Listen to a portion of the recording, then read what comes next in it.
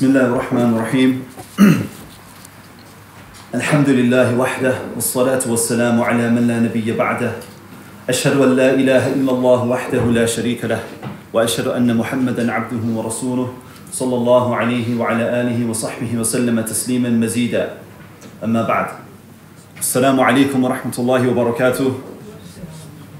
Jazakumullahu khairan kathira for attending once again another program which Markaz-as-Sunnah Leicester proudly presents, along with all of us at this Masjid-Al Quba in Leicester, who are gladly opening their doors for scholars to visit and share their knowledge with us, and also the students of knowledge and the local du'at as well. Alhamdulillah. This program today, inshaAllah, will be delivered by our respected brother, Al-Akh Al-Fadil, Ali Hassan Khan, who is, mashallah, an influential character and somebody who has been very active in the da'wah. Just to give you a little background about him, first of all, he was born in Pakistan and he was raised in France. He currently resides in the UK, and from his teachers where he studied in Pakistan are Sheikh Thana'ullah Madani, who is one of the students of Sheikh Al-Albani, Sheikh Ibn Baz and others, Sheikh Shafiq Al-Rahman Madani, from whom he studied Sunan Al-Tirmidhi, Sheikh Ramadan Al-Salafi, and many others from the senior scholars of Pakistan, from whom he studied the senior books, the major books of hadith, and many books from all of the Islamic sciences. The brother has, mashallah, authored various books as well on different topics, including translating works. For example, he translated Al-Jawab Al-Bahir of Shaykh al-Islam ibn Taymiyyah, which is a fatwa he wrote. It was actually the fatwa he wrote which landed Shaykh al-Islam in prison, the same stretch in prison from which he passed away, rahimahullah ta'ala. So this will be the talk, inshaAllah. The topic is titled, Where is Allah? Or the issue of where is Allah? The talk will be delivered in two parts, starting today and completed next month, inshaAllah ta'ala. And the talk will discuss the importance of this topic, the relevance of it, and why we need to discuss it, because it's a topic which is often very misunderstood, and not only misunderstood, but people question the importance of talking about it. So this, inshallah, will be explained, and critical answers and misconceptions will be answered and cleared up bi'idhnillahi ta'ala. And there will be a short time after the talk for questions and answers. However, we are limiting questions and answers to in the written format only. So there'll be a small time afterwards, inshallah, for that, and there are pens and papers available to the brothers and the sisters as well. And with that, inshallah, I hand over to our brother, inshallah, to begin the talk. I would ask the brothers to be patient for the questions and answers, and only limit your questions to those which are relevant and beneficial, bi'idhnillahi ta'ala. Barakallahu feekum. Inshallah, we'll begin. بسم الله الرحمن الرحيم إن الحمد لله نحمده ونستعينه ونستغفره ونعوذ بالله من شرور أنفسنا ومن سيئات أعمالنا من يهدي الله فلا مضل له ومن يضلل فلا هادي له وأشهد أن لا إله إلا الله وحده لا شريك له وأشهد أن محمدا عبده ورسوله أما بعد. Dear brothers and sisters, basically I'm going to do a lecture on the topic where is Allah. This lecture will be a direct refutation of the lecture delivered by Deobandi Tablighi, Maulana Mumtaz al-Haq, who is an Imam in London, and his lecture has been quite shocking on YouTube. Lots of brothers have requested me to give a detailed answer to it. But basically, it's everybody, who's denying Allah being above the arsh, but it is specific to him. Because some people deny Allah being upon the arsh, but they say he's neither upon the arsh nor on the earth. But the Deobandi Mumtaz al-Haq, he said Allah is everywhere, you see. And he brought many arguments for it, and we will refute them. But the arguments basically behind I mean, the arguments and the creed he basically propagated was the creed of Wahdatul Wujud. So that is why my lecture is going to be divided on two topics. It's going to be first a direct refutation of his arguments with the quotes from the Imams of the Salaf. You see on the right side, Sahih Bukhari, Tirmizi, and all the other books of the Salaf, Sunan Abu Dawood, Sunan Ibn Majah, about what they said where Allah is. And then we're going to have also a refutation of his arguments. I mean, the tafsir of the Quran, the strange tafsir of the Quran he did. And secondly, we're going to speak about the creed of Wahdatul Wujud, because the two topics are interlinked. The creed, what is the creed of Wahdatul Wujud, how it is present in the books of the Deobandi elders, how it is present in Fusus al-Hikam of Ibn Arabi, and I have Fusus al-Hikam with two of his explanation. So basically, I mean, some of the brothers, one of the brother who was formerly a Deobandi, and he spoke a little bit about this to, he used to be former Deobandi, then he mashallah became Ahlul Hadith. He spoke to Mumtaz al-Haq also about the topic of Wahdatul Wujud, Ibn Arabi, and he said, yeah, the creed of Wahdatul Wujud is right, and Ibn Arabi is a wali, and there's no problem. Then he asked him if he wanted to debate on the book of Fusus al-Hikam. If you say it is the truth, Fusus al-Hikam, why you don't want to debate it publicly in front of the people what's in this book, that Pharaoh will die upon Iman, the people who worship the calf, the people who worship idols, they only worship Allah. Why you don't want to debate about it and open these books publicly and see what argumentation? But he refused, basically saying there's no point, this and that. So basically the two topics are interlinked. Brother Zulfikar sent me an email, and he sent it to me because some of the Deobandis now they're going to say, we don't believe Allah is present everywhere. So the books I'm bringing from them are from the greatest authorities. You see, they're not small Maulanas or Maulvis who have a masjid corners. They're from the biggest elders, you see. Imdadullah Maki, Ashraf Ali Thanvi, Rashid Ahmad Gangohi, who are the main imams of the Deobandi group. And then Ibn Arabi, who's the main caller to it. You see, they've got many other callers like Al-Hallaj, Abdul Karim Jili, many others. But I'm mainly going to go to quote today Ibn Arabi. So inshallah, if I have time today, I'll also mention the second part, which is going to be about Wahdatul Wujud. If there's few time, we can do it in another lecture. So basically, Zulfikar sent me an email, and this is how they deceive, because you'll understand in the lecture about Wahdatul Wujud, they have a Batini religion. Batini means secretive. In front of you, they're going to say something in their books or in their Khanqa. Khanqa is the special place of worship the Sufi have. In Arabic is Zawiya. So they're going to have a speech in the masjid, and they're going to have another speech in the Khanqa or Zawiya, whatever. And some of the speech is, they're going to say for the layman, and some is going to be for the khawas, for the elite. So that's how these people do. They're batini, they have hidden and esoteric knowledge, that's how they call it. So this fatwa, I'm going to just in the introduction just mention it. It's coming from Darul Ulum Deoband, which is their madrasa in India. Darul Ifta at Deoband.org.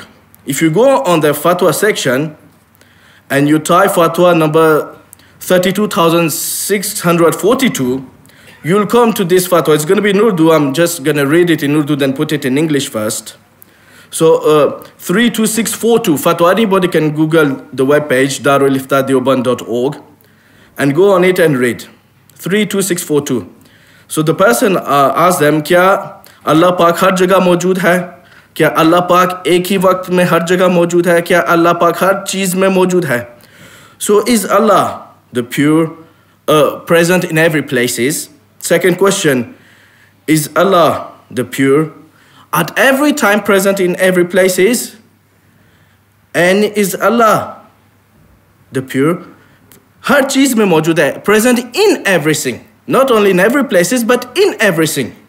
And the answer from the muftis of the Darul Ifta, Darul Ulum Deoband, which is the main authority of the Deobandi school, some people can say, they cannot deny this, this is the main authority. They say, about the first question, Ji haan, Allah Ta'ala har jagah mawjood hai. Yes, Allah is present everywhere. Second answer, Ji haan, ek hi waqt mein har jagah mawjood hai. Yes, at the same time, He is present in every places. And the answer to the third question, Allah Ta'ala har cheez mein mawjood hai. Allah Ta'ala is present in everything. ये तमाम उमूर कुरानी आयत से साबित हैं. All these matters are proven by the Quran. So this is their Batini religion, and we're going to have many of their further quotes and show. So some people, they might say, oh, but we don't have a Batini religion, we're not Shia, we don't have secretive teachings, we tell only to our people and we hide it. Okay, this is the book Irshad al-Muluk. It's written by Rashid Ahmad Gangohi, who's the second greatest scholar of the Deobandi after Qasim Nanodvi. It's been translated by themselves, Masjid-Al of South Africa, by the Tablighis. And it's a book written by Rashid Ahmad Gangohi. Like I said, he's considered as the second Imam of the Deobandis after Qasim Nanodvi. He wrote this book into Farsi, and Ashikilai Merati put it in Urdu, and then it was translated into English. So in this book, they quote a strange hadith attributed to Ali radiallahu anhu, but I'm telling you it's a fake hadith. On page 59, he's saying, Rasulullah ﷺ taught me 70 such avenues of knowledge which did not indicate to others. Meaning I was taught 70 branches of knowledge, only me, he didn't teach it to others. It's a fake hadith. So after he carries on saying, certain knowledge has not been revealed even to the khawas, meaning the particular people. Such special knowledge was awarded to only the Prophet ﷺ. So they're saying the Prophet ﷺ received the knowledge and he only kept it to him. He didn't give it to anyone. No one in the entire creation has been informed of such exclusive knowledge. And then they quote other false hadiths. And then they say there are many different stages of knowledge. How could it be proper for anyone to believe that he has encompassed all knowledge? Then they carry on. So basically they quote this hadith and they say, similarly, some of the knowledge of the Rasul in general is both for the elite and the laity, awam. They say some of his knowledge is for the layman and for the khawas, the elite. The knowledge of the commands, the prohibition, you see the knowledge of the sharia, the fiqh, hadith, how you should pray, what is haram, what is halal. On the other hand, some of his knowledge is exclusively for the khawas. Hence, Sahib Sir, they call Huzaifa ibn Yaman, you see the process of secret, was instructed in such knowledge. And that's also Hazrat Ali. And basically the matters the Prophet told to Huzaifa was relating the tribulations or the fightings between the Muslims. It wasn't about, you see, the knowledge of Tawheed or the knowledge of Aqidah. So basically they are saying that among the teachings of the Prophet, they're divided into two. One is for the layman and one is for the khawas. So anybody, they can't say we don't have a Batini religion. This is recorded in their books. They have fake hadith about this. And they have many other sayings in the book of Sufis. I'm going to quote Abdurrahman al-Jami, who's a Naqshbandi scholar. Because when Ibn Arabi says, the Prophet said, there was a house which is, you know the famous hadith, there was a house which is completed, I'm only the last brick to complete it. And they said, the last of the saint, Ibn Arabi says, he saws 2 bricks. And then Abdurrahman Jami explained, he said, because the Khatimul Awliya, the last of the saints, his mission is to disclose these secrets. While the Prophet's mission was not, obviously he knew these hidden secrets, but his mission was to hide them and only to disclose the Sharia. While the Haqiqah, the secret teachings, it is the aim of the Awliya to teach them. So this is Abdurrahman Naqshbandi. And the Tablighis, they're also Naqshbandi and Chistis. He's a big reference for them. We're going to see in his explanation of Fusus al-Hikam, he's going to say that the prophets, they know this secret, but that it is not their mission. They just make some hints to Wahdatul Wujud, which is the unity of existence. We're going to see it's basically they said there's one existence, and the creation is only manifestation. It's not an existence on its own. It's only a reflection in the mirror, a shadow. They're going to say you don't exist, you only think you exist, but actually it's only Allah's existence there. So basically I'm just starting with this. It's a Batini creed, you see. This Batini creed started at the time of the Sahaba, when some of those who did ghulu in Ali, you see, they exaggerated in Ali, they started to worship Ali and consider him as a divinity. Then Ali, like in Sahih Bukhari, he burned them alive. And Ibn Abbas said, oh, he should have killed them, the Zanadiqa, those who say Ali is God. But he shouldn't have burned them because it's Allah's exclusive punishment. Only Allah can punish with the fire. So at this time, the fitna of these people, the Batini, the Shia, it started. They started to consider that Allah was present in Ali. But then it carried on in this region of Iraq, you see Khurasan, all this Iraq and modern day Iran. That's where the Batini mission started. It mixed up Greek philosophy with the Majus and other religions philosophy, and they built up the Batini religion after. Not only the Shia, like the 12 Imamids, you have the Ismaili Shia, like, or the Alawi, like in Syria, that they have esoteric. They say, we don't believe in Sharia, we have our own system. And even then it came among those who call themselves Sunnis, but it came in the philosophers through Ibn Sina, who was a Batini. Ikhwan al-Safa were Batinis. They mixed up the concept of Plato and Aristotle and all these different teachings, and they made up this mazhab of Wahdatul Wujud. The first one to proclaim it publicly was Mansur ibn Hussein al-Hallaj, who said, Ana al-Haq, I am the truth. And he was killed around 300 years by all the scholars. They judged him, they asked him question, maybe he's crazy. They've seen he's not crazy. He really believed in this stuff. So they killed him. And the Sufis, they consider him as a martyr because he disclosed this secret and he died for it. And what is funny, in his Tawasin, which has been translated into English, he says, my master are Fir'aun and Iblis. They did not recant. I'm not going to recant from saying Ana al-Haq. I'm ready to die for it. So someone who's saying, my master is Iblis and Fir'aun, he is considered by the Sufi as the martyr of the saint, one of the greatest authority. So Al-Hallaj was upon this mazhab. Many other Sufi sects adopted these teachings in the different Turuq Sufiya. And the one who exposed it the most is Ibn Arabi. He clearly, and that's why even many Hanafi scholars, like Mullah al-Qari, Badruddin Aini, Aladdin Bukhari, they said Fusus al-Hikam is a book full of shirk. And I'm going to quote lots of quotes from Mullah al-Qari, who wasn't a Salafi scholar, he was a Hanafi Maturidi scholar, like Sa'd Taftazani as well. They said this is pure kufr. So basically one has to understand that the Brelvi and Deobandis school of thought, they're only propagating these Batini teachings, secretive teachings, and they are propagating the school of Muhyiddin Ibn Arabi. They're only two facets of the same school. They have different interpretation.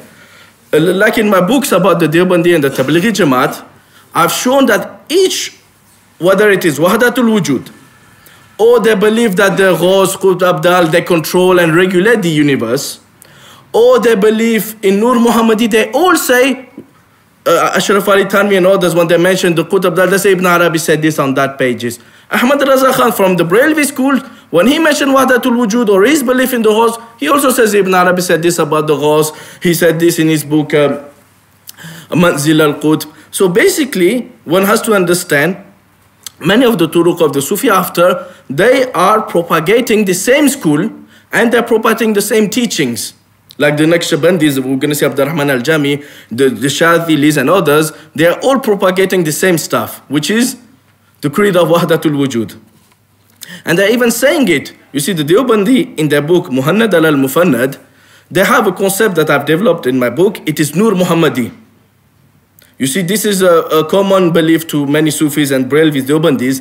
They said the first thing Allah created was the light of the Prophet. And from the emanation phase of this light, all the rest of the creation came into existence. And this hadith is fabricated. Even the Sufi scholars, they say it's fabricated. They attribute it to Musannaf ibn Abd al-Razzaq. And up to today, they haven't found any authentic manuscript. None of the scholars of the Salaf who had manuscripts of Musannaf Abd al-Razzaq, they quoted it. Even nowadays, the Brelvis try to fabricate a false manuscript, but when the scholar examined it, they even did scientific research on it. They say it's a recent one. And they found many faults in it, showing it was fabricated. So the Ahlul Hadith, they all whenever someone fabricates Hadith, they're always going to detect it.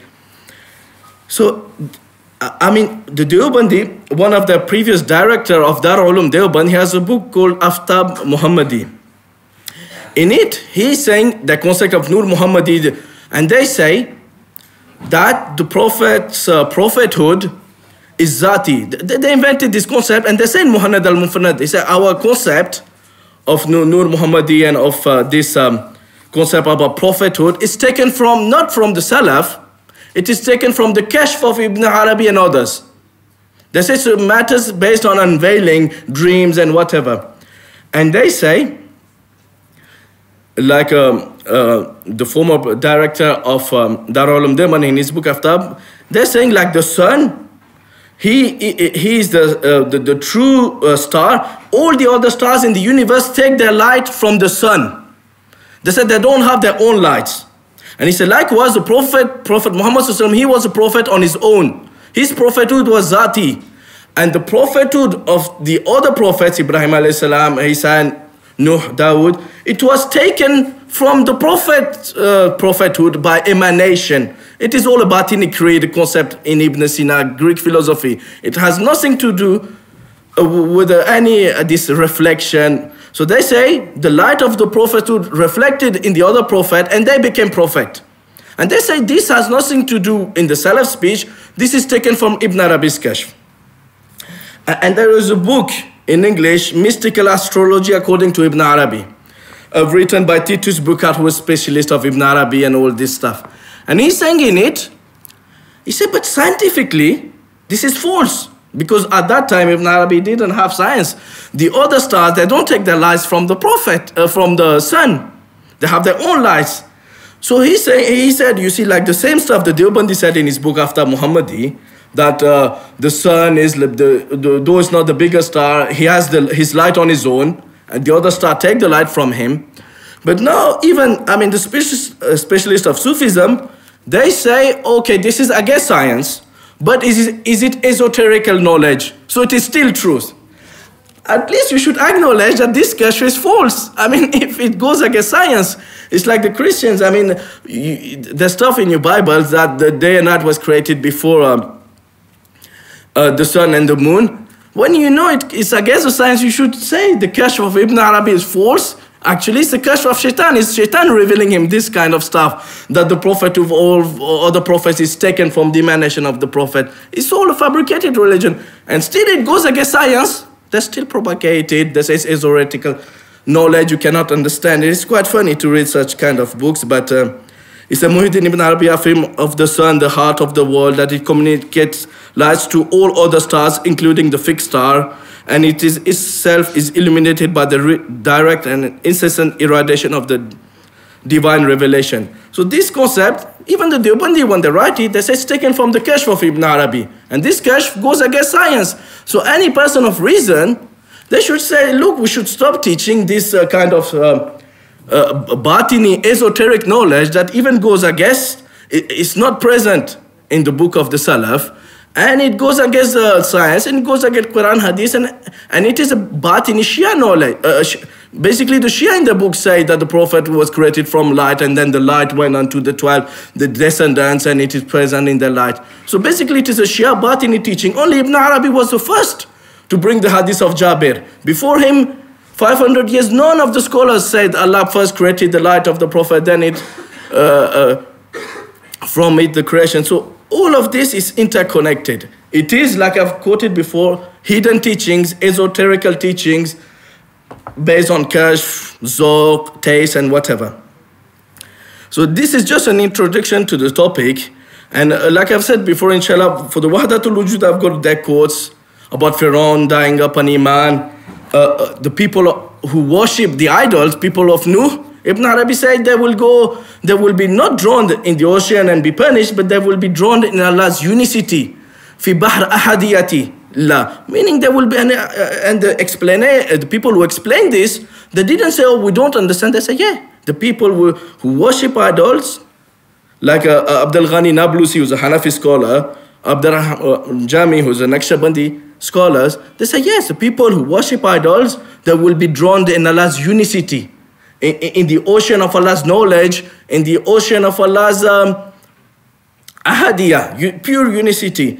And likewise, they say for the people who worship the calf, the Jews who followed Samiri and worship the calves, they say they only worshipped Allah. And then they've got many explanations, and I mean, they've got so much stuff in their books. I mean, they even describe Iblis as a believer, Pharaoh as a believer, Iblis will be forgiven. And like Halaj said, I mean, Iblis and Pharaoh are my masters, are my teachers. So this is the Batini teachings, and they're not ready to debate about these books. But we will have to present it to the layman so they know the reality of the topic and the importance of the topic, why the Salaf insisted on saying Allah is above the Arsh. He's not everywhere. And he's not present in everything. So this is why. I'm going to start now the section of on where is Allah. So basically, the Deobandi Mumtaz, he says that basically the Salafi, they're doing innovations. They're asking where is Allah is an innovation. They're misguiding people. Allah's present everywhere. And they're testing people. And then he quoted, he said the meaning of istiwa is not ascending or rising above. He says this is, and he gave strange meanings. But why? I mean, all the people who have studied in India, Pakistan, or here, who've done darsnis, I mean, they all have studied Sahih Bukhari. It is part of the course. Why he didn't quote from the most reliable book, all the Ummah agrees upon, the most reliable book after the Quran is Sahih Bukhari. All the scholars agree above it. And Imam Bukhari, at the end of his Sahih, he's got a chapter entitled Kitab al-Tawheed. And in some manuscript, it comes as Kitab al-Tawheed wa Rad al-Jahmiyah. You see? So at the end, he refused the Jahmiyah. And he has a chapter, Bab wa kana harshu ala al-ma'. And Allah, the verse of in Surah Hud, Allah's harsh was upon water. And وَهُوَ رَبُّ الْعَرْشِ الْعَظِيمِ. And then, you see, Imam Bukhari, he first quotes the name of the chapter, and it has a relevance to the hadith he's going to mention it. Then sometimes he quotes sayings of the Salaf and others, and then he mentions the hadith. So first he said, قال Abu Aliyah, who is a great tabi'i, student of Ibn Abbas, and Ibn Abbas, he was among the most knowledgeable Sahabi regarding the tafsir of the Quran. That's why in all tafsir you find the saying of Ibn Masud, Ibn Abbas, and the student of Ibn Abbas, Mujahid, Sayyid Ibn Jubair, Abu Ali, and others. قال أبو العالية استوى إلى السماء ارتفع. So he's saying the meaning of istiwa is irtifa. Irtifa means ascending, rising. You can open any Arabic dictionary. وقال مجاهد, student of Ibn Abbas. Istawa ala al-arsh. Ala means elevating. So these two sayings are mentioned in Sahih Bukhari. Why? I mean, you're mentioning a topic and you're not mentioning the saying. You see, it's not quoted by Imam Bukhari through another isnad in a later century, 3rd or 4th, 5th. In other books, it is directly the writings of Bukhari. It is taught in every madrasa in India, Pakistan. He's doing a talk on istiwa. He doesn't even mention Imam Bukhari's saying. So we asked the Deobandis, is Imam Bukhari not reliable for you? The student of Imam Ahmad, of many others, great scholars of the Salaf, Al-Humaydi, Nuaym ibn Hamad. You don't trust Imam Bukhari to transmit you authentic knowledge? He's going to misguide. His book is, and inshallah, maybe in another lecture on Taqlid, we're going to see how the Muqallid Hanafis and even the Deobandis, how in some of the books they insulted Imam Bukhari, they insult Imam Shafi'i, and they say Imam Bukhari, they have stories without any isnad saying Imam Bukhari was forbidden by his teachers to give fatwa, he's not faqih, Imam Bukhari this, that, he's muta'assib. Because I mean Imam Bukhari, he's a muhaddis, you see, he's going to quote authentic hadith, and if they oppose your mazhab, or if he criticized your imam, or weakened him in hadith, or criticized some of the fatwa of Abu Hanifa, rahimahullah, Imam Abu Hanifa, it doesn't mean them. So basically, it's another topic related to taqlid. In some of the books, I'm going to bring them, inshallah, if Allah gives me life. Like Nur al-Anwar, that's Imam Shafi. It's a basic book of usul al-fiqh. It's taught in every Deobandi madrasa, Nur al-Anwar. They say in it, Imam Shafi will not be forgiven on judgment. They be in the chapter Mabahis Ahliyah. And they say for this and this reason. Their books are filled of insult. And Zahid al-Kawthari, he was known He's admired by the Deobandis, and he's known as well to insult the Salaf, to say Imam Malik was a criminal, Hafiz ibn Hajar will go to prostitutes, Abu Shaykh is a Mujassim, Daraqutni Mujassim, and he will insult all the Muhaddis. And some of the Deobandis in Pakistan, they do the same. You see, they follow Zahid al-Qasari, they insult, but this is another topic related to taqlid and the ta'asub. So, but openly, most of the Deobandis are going to say, no, Sahih Bukhari, Imam Bukhari, he's a respected Salaf, we don't insult him, we only insult the Salafi and Ahlul Hadith. But why you don't mention this book you have learned in your madrasa and maybe you even teach it? And after Imam Bukhari mentions many hadiths, but look at the relevance between the hadith and the chapter of it. Imam Shahbaliullah has got a book on it. The relevance between the chapter Imam Bukhari is going to name and the hadith in it and how it is interrelated. So in this chapter, he mentions a hadith of Zainab ibn Jahsh. And it is well-known hadith. She's saying, because basically, I mean, it came in the Quran that the Prophet ﷺ told Aisha, when Zainab was married to the Prophet's adoptive son, Zayd ibn Harisa Zainab, and then they divorced and Allah told the Prophet ﷺ to marry Zainab, she said, as reported in Sahih Bukhari and many other books, تَقُولُوا زَوَجَكُنَّ أَهَلِكُنَّ, meaning she was saying to the other wives, your family married you to the Prophet ﷺ. وَزَوَّجْنِي اللَّهُ تَعَالَى مِنْ فَوْقِ سَبْعِ السَّمَاوَاتِ, while for me it's Allah who married me to the Prophet ﷺ, مِنْ فَوْقِ سَبْعِ السَّمَاوَاتِ, from above, فوقا, it means above, from above the 7 heavens. So Imam Bukhari has a chapter on istiwa. He said the meaning of istiwa is rising, elevating, and he mentioned this hadith that Zainab used to say Allah is fawqa. So it leaves no doubt about the intent of Imam Bukhari and the intent of and how he understood Zainab's speech. And then he mentions another hadith in this chapter of Zainab bin Jahsh. He said, وَكَانَ تَفْخُرُ عَلَى النِّسَاءِ النَّبِي صلى الله عليه وسلم. She would take pride above the other wives of the Prophet صلى الله عليه وسلم. وَكَانَتْ تَقُولُ, she would say, إِنَّ اللَّهَ أَنْكَحْنِي فِي السَّمَاءِ, Allah married me above the heavens. Some people very ignorant about the Arabic language, but they say it's written fi sama, and the word fi means inside. But in the Arabic language, the book that every person who studies in India, Pakistan, they study the book Hidayatul Nahv. I forgot to bring it, I wanted to bring it. And in it, it's written about the word fi in Arabic. It said, most of the time it comes for the meaning of zarfiya, meaning inside, but sometimes it comes with the meaning of ala, meaning above. You see, like Allah said in the Quran, Pharaoh said about the magicians, I will crucify you upon the tree. But he said fi. You see, so and then he quoted in the book Hidayatul Nahv. So any person who studied among the Deobandis and the Brelvis, Nahv, he has studied this book, and this book clearly says sometimes the word fi in the Arabic language comes with the meaning of Allah, above. So in the previous hadith, the hadith explains each other. She said fawqa, and in this one, she said fi sama. You see, I mean, the hadith explains each other. So this, you see, these are the books on the right side. They're the books of hadith. They are the books, the Ahl Sunnah wal Jama'ah, the Ahlul Hadith.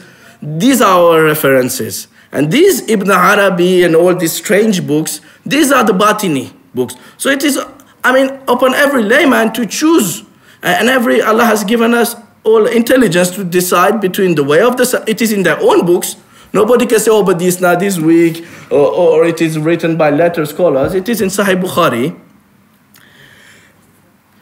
And nobody can deny it. And likewise, before going on the other book, we're going to go first on the other books of hadith. This is Tuhfatul Ahwazi, explanation of Sunan Tirmizi. Imam Tirmizi was a student of Imam Bukhari. And he says in his Sunan Tirmizi, again, it is not quote with isnad, it is direct writing of Imam Tirmizi. And like I said, normally all the people study the Sihah Sittah in the madrasa and in the Pakistan. So it is not something hidden to Mumtazul Haq. But why he doesn't want to bring the sayings of the Salaf about it, you have to ask him or the others why they don't want to show from the direct books of the Salaf. So he said in the book, Kitab Tafsir al-Quran, Bab min Surah al-Mujadala. No, it's the previous one. It's Surah al-Hadid. So in his book of Tafsir about Surah al-Hadid, Imam Tirmizi say, at the end, you see the methodology of Imam Tirmizi is different. I mean, for people who have studied it, he mentions first the hadith, and at the end, the opinion of the scholars about this hadith. Sometimes he's going to mention about the weakness, authority, and if it's a fiqh issues, he's going to mention the mazhab of the scholars. So he first mentioned the hadith, then he mentioned the explanation of the scholars. And he said in this chapter, وَعِلْمُ اللَّهِ وَقُدْرَتُهُ وَسُلْطَانُهُ فِي كُلِّ مَكَانٍ. The knowledge of Allah, His qudra, His power, His sultan, His authority, fi kulli makan. It is in every place. Wa huwa ala al-arsh kama wasafa fi kitabihi. And He, meaning Allah, is upon His throne, like He said in His book, in the Quran. So we have Imam Tirmizi, nobody can deny it. I've given the reference, saying that the knowledge of Allah, His power is in every place, and He Himself is above the throne like He described Himself. So another direct reference, I mean, this is what the Ahlul Hadith, we take our fiqh, our aqidah, everything in these books. They are with the Quran, they are our main references. Now we're going to come to Sunan Abu Dawood. He was a student of Imam Ahmad and others. And it is directly in his book. It is not like Zaid Kosari used to weaken. You see, later scholars, they gather the saying of the Salaf like Lalikai or others. They say, oh, but this not contain this one. This one is spoken about this. There's difference. And you see, they try to tashkik, create doubts. But you can't create doubt about these books. They don't come with any isnad. So Imam Abu Dawood, at the end of his Sunan, one chapter before the last chapter of the books of Kitabul Adab, the book of etiquette, the chapter before is Kitab-as-Sunnah. Like Imam Bukhari, he put his last chapter, Kitab al-Tawheed, and in it, he mentions all the attributes regarding sifat, the attributes of Allah. I forgot to mention this point. He mentioned the attributes of Allah's hands, the fingers of Allah, Allah laughing, all the other attributes, the Jahmiyyah and the Mu'tazila and the Ash'ari deny. So for him, the attributes of Allah, it is related to Tawheed and it is refuting Jahmiyyah. And for these people, they say, oh, but Imam Bukhari and the Salaf, they only quoted this hadith, but they said we leave the meaning to Allah. We do tafweed. We don't know what the meaning is. You see, Allah al-Arsh, we don't know what it means, but we don't just do tawil. But why would they quote this hadith about Allah descending upon every night, or Allah mentioning Allah's foot, Allah's hands, or all this in Kitab al-Tawheed wa Radal al-Jahmiyyah? If this hadith had no meaning, how can they refute the Jahmiyyah? And why in the hadith of the Harsh, in Sahih Bukhari, he mentions the word Fawqa, Zainab, and the next chapter, look at the relevance of the next chapter after the chapter of the Harsh. The next chapter is entitled, this is Fathul Bari, so it is Bab Qawlillahi Ta'ala Ta'rujul Malaikatu wa Ruhu Ilay. The angels and the Ruh ascend to him, they rise to him. So after mentioning the chapter of the Harsh, he mentioned this chapter. Ilayhi yes, and then he mentions after the chapter, وَقَوْلِ جَلَّا ذِكْرُهُ إِلَيْهِ يَسْعَدُ كَلِمُ الطَّيِّبِ. The good speech rises to him. You see, وَقَالَ مُجَاهِدْ الْعَمَلُ صَالِحُ يَرْفَعُ الْكَلِمُ الطَّيِّبُ. So this, وَيُقَالُ ذِي الْمَعَارِجِ, Allah said about in Surah Haqq, ذُو الْمَعَارِجِ, it means الْمَلَائِكَةُ تَعْرُجُ إِلَى اللَّهِ. He's doing tafsir of the Quran, saying Zul Ma'arij, the name of Allah. It means that the angel ascend to him. You see, so after the chapter of Arsh, he mentions this chapter and all the attributes regarding Sifat of Allah. So this shows their creed, and they understood this, and they understood the meaning of it, and they understood this as refuting the Jahmiyyah. So likewise, Imam Abu Dawood, he has a book at the end, it is Kitab-as-Sunnah. And in it, he has a chapter, Al-Jahmiyyah, Bab fil Jahmiyyah. You see, so in it, he quotes a long hadith, you see. I'm just going to read you, it's hadith number 4726. I'm only going to read you the end.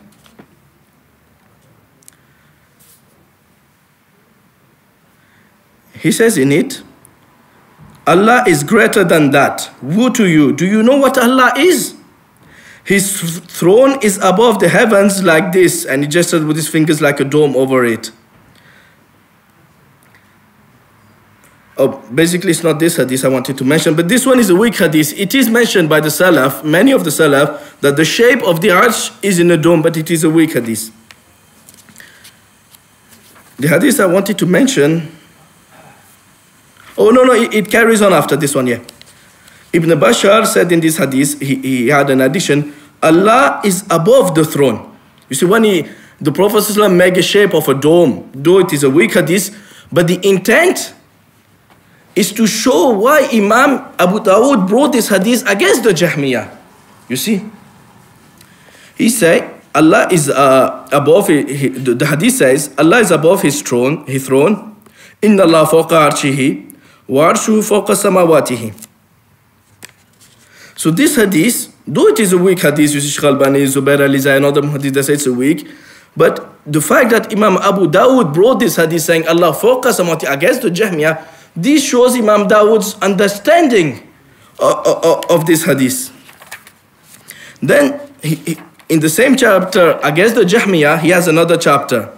He has another hadith. And this hadith is also mentioned in Sunan Ibn Majah. So I'm going to do two in one, you see. Sunan Ibn Majah, in the first chapter, contrary to the others, in his first chapter, he has the book Kitab-as-Sunnah.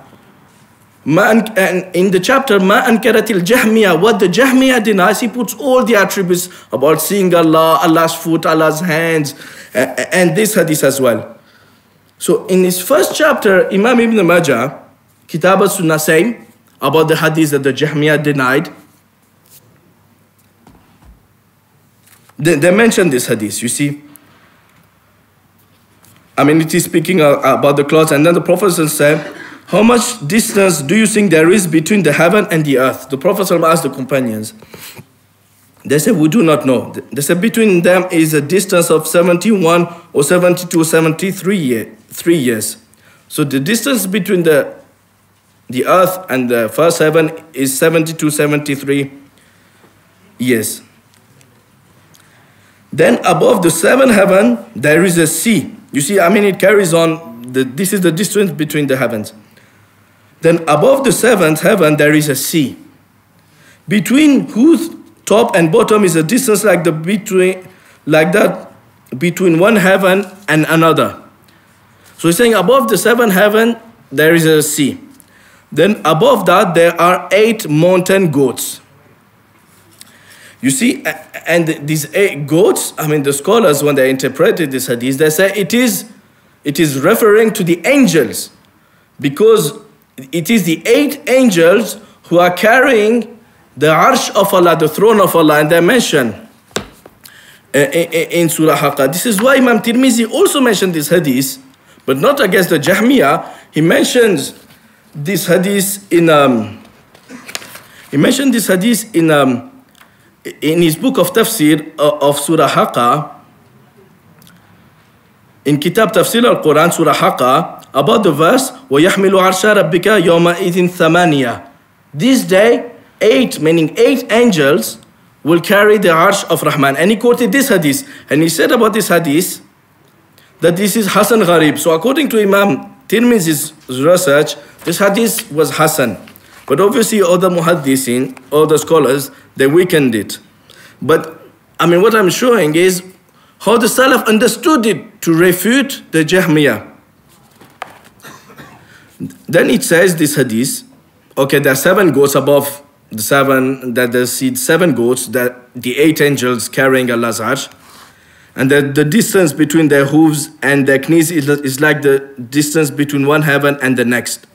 Then on their backs is the throne, and the distance between the bottom and the top of the throne is like the distance between one heaven and another. So this is just the distance between the bottom and the top of the throne. Then at the end, this is the relevant part against the Jahmiyyah. Then Allah is above that, may He be blessed and exalted. ثُمَّ Allah Ta'ala فَوْقَ ذَلِكَ. So Imam Abu Dawood, you see Sheikh Zubair Ali weakens this hadith. He says that it has, one of the narrator didn't listen from the other one, and another one has got some ikhtilat. But it's not a big, it's not someone accused of lying or someone accused of fisk. It is just some disconnection and some, not severe weakness. But for Abu Dawood, this hadith, Ibn Majah, they all quoted this, and many other Salaf in their books, they quoted this hadith against the Jahmiyyah. And the wording is, ثُمَّ اللَّهُ تَعَالَى فَوْقَ ذَلِكَ, meaning above the 7 heavens, the arsh, Allah is above it. So they connected the arsh and Allah being above it. You see, they didn't say Allah fi kulli makan, or we don't know, Allah is neither there nor there, He doesn't exist. This is the, like the atheist, when they would say Allah doesn't exist, neither here, neither. This is actually atheism. So this is the creed of the Salaf, you see. There are much more quotes from the Salaf, because, you see, they accuse us, Ahlul Hadith, you don't respect the Imams, you don't do taqleed, you don't respect the Imams. But who are not giving their teachings, and who are turning away from the clear books, even so, and they're teaching these books of the Salaf.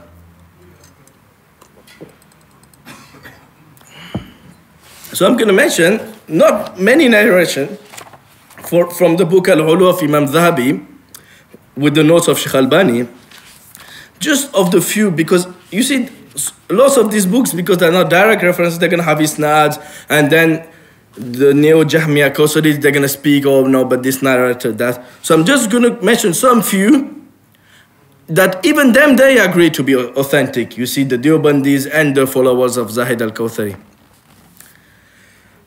But before this, you see, these are some ahadith, like the hadith of Zainab ibn Jahash and others. They say, Allah fi sama, Allah fawqa sama.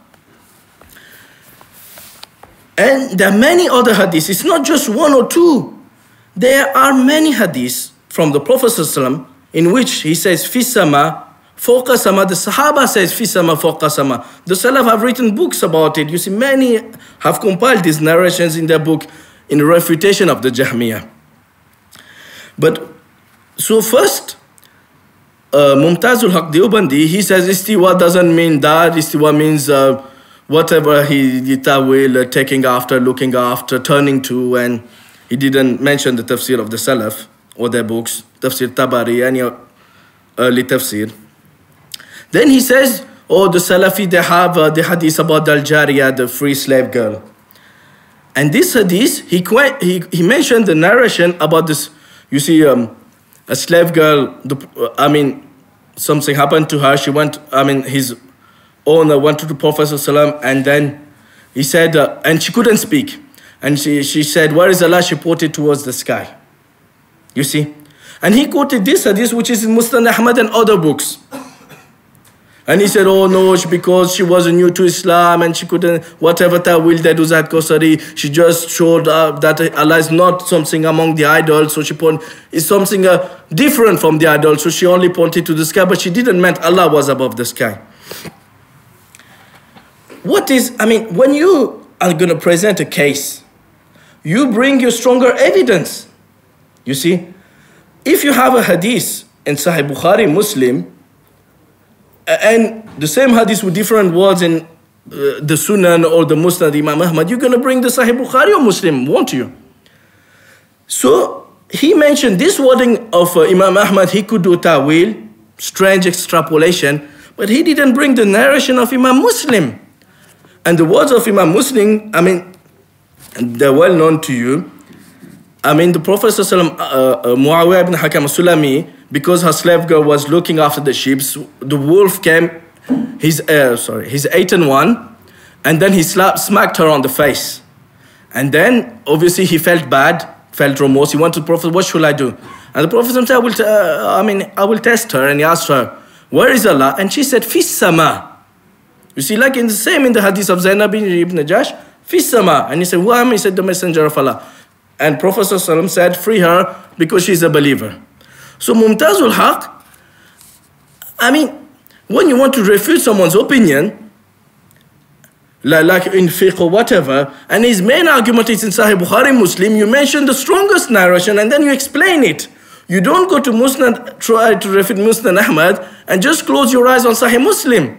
And even the Hanafi scholars, Mullah Liqari, Badruddin Aini, they say sometimes, when talking about fiqh and defending Hanafi fiqh, they say, but the wordings of Bukhari and Muslim are thus, and they should be given preference over the wordings in the Sunan and the Musnad and the Mu'jam and other books. So when you want to refute someone, you should bring his strongest dalil. You shouldn't bring the lowest and then try to extrapolate it. But why did Mumtazul Haq did not mention this hadith with this wording, and Imam Muslim it is agreed upon? You see, none of the scholars, 16 of the Salaf, more than 16 quoted it, this hadith. Some even quoted it against the Jahmiyyah. None of them weakened them. Even the Ash'ari scholars, Qazi, Iyad, Nawawi, they're not properly, but there's discussion, properly Ash'ari. They didn't weaken this hadith. None. Only Zahid al-Kawthar in this century, he said, the words of Muslim are not right, and those of Ahmad are stronger. Some others, they say, there is, like Hamim Keller, there is iftirab, meaning contradiction in it. But every person of knowledge knows there's only contradiction when the two hadiths are of the same level.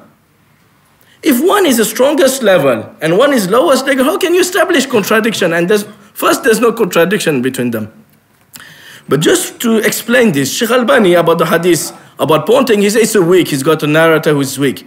Other scholars like Ibn Khuzaymah, they say there are two different events.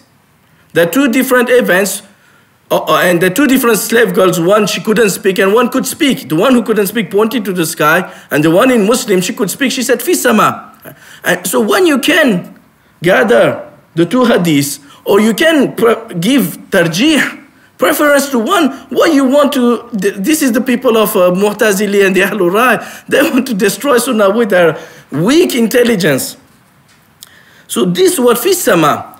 Now, imagine, the Prophet ﷺ, Allah described him in the Quran as being, fearful for the believers, loving them, harisun alayhim, bil mu'minina ra'ufur rahim. And he asks a question to a slave girl, and she said, Allahu fis sama. And the word fi, like I've said even in the Deobandis books of Nahu grammar, fi comes with the meaning of Allah, above. You have a slave girl saying to you, Allah is above the arsh. And if this meaning implied any wrong belief, like Mumtazul Haq saying Salafi are misguiding the people, if the Prophet would have closed the door to, you see, Prophet in many hadiths, if you read, sometimes he would say, people asked him about fasting to do avoid in the Jahiliyyah. Should I do it? Prophet said, yes. But then he said, but this place, people used to worship idols there. He was making sure, you see, there was no bad meaning in it, or there was no, you see how you do it. You see, he would clarify, what do you mean that, oh, you're doing this, but would the people of Jahiliyyah, was this place considered? Then he would agree or not. He's not. So if he approved a statement and it contained any doubt, would the Prophet ﷺ leave us in a doubt and say, oh, you have a statement, it could be, it could imply a wrong belief? Can someone, the Prophet ﷺ approved us, said, free her, she's a believer. You see, so the Prophet approved us saying, and it is not only in this hadith, many other books of Salaf, and I'm going to quote other hadiths, they mention the Salaf, Abu Bakr, Umar, sometimes pointing at the sky, sometimes saying, focus about samawat, sometimes saying, fi sama. So likewise,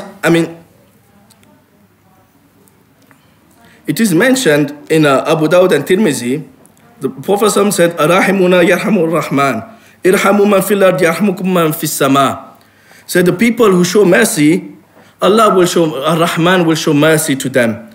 Give mercy upon the people of the earth, and man fis sama, the one above the heaven will give mercy to you. So you see, in this one is the same. In other hadith, by Bukhari and Muslim, he said, "Ala ta'mununi wa ana aminun man fis sama'i ya'tini khabru sama'i sabahan wa masa'an." So he's saying, it's about, some people they didn't agree with the Prophet's decisions and they didn't trust him, some people. And he said, do you not trust me? Well, I'm trusted by man fis sama, by the one who is above the heaven. So it is not only in this hadith, in many other hadiths.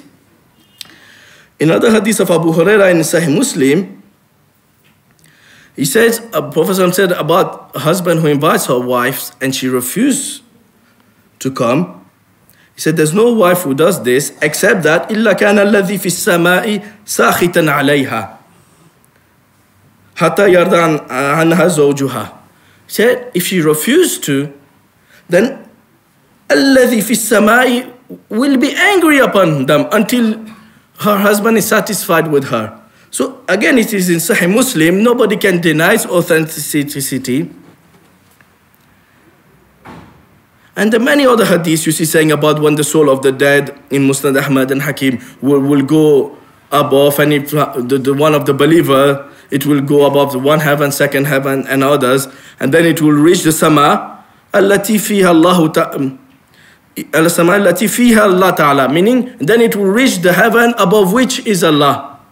So there are many hadiths. The hadith of Isra wal Mi'raj, Prophet ascended, many other hadiths having these words. So you see, it is not only one hadith or one verse. He said, oh, there's only Siwa and this hadith. It is many hadiths. These are only those in Sahih Bukhari, Muslim, and the Salaf. They had many others, and it's going to take too much time to expand on them. But just a small summary I've done. And in the Quran, there's not only the word istiwa. There are many other words. So first, I'm going to mention some verses, then I'm going to mention some saying of the Salaf. Some directly in their books. You see, nobody can deny them, scholars of the 3rd, 4th, 5th century. But first, after seeing the saying of the Muhaddis, we're going to see some saying in the Quran. Allah subhanahu wa ta'ala says in Surah Al-Mulk, أَأَمِنْتُمْ مَنْ فِي السَّمَاءِ أَنْ يَخْسِفَ بِكُمُ الْأَرْضُ فَإِذَا هِيَ تَمُورُ. And the translation of the verse, it is not the Salafi translation. It is the English translation done by the Deobandis of the tafsir of Mufti Shafi Uthmani, the father of Taqi Uthmani, who is one of the greatest authority in Deobandi. His tafsir is Ma'arif al-Quran. Anybody can download its PDF, 8 volumes online. You Google it, Ma'arif al-Quran, Mufti Shafi Uthmani. You can download it, check it, and read it. So the explanation, the tafsir I'm going to read is a Deobandi tafsir. And now I'm going to ask the Deobandi layman, don't you trust your own scholar of tafsir? You consider him as Chief Justice of Pakistan. So it's not a small Maulvi. It's a big authority of the Deobandis, Ma'arif al-Quran, and it's their own translation. It's not mine or Salafi. So he said about this verse in Surah Mulk, have you become fearless of him who is in the sky? If he makes you sink into the earth and it starts trembling at once. So this is the 16th verse of Surah Al-Mulk. And there's another one, the next verse.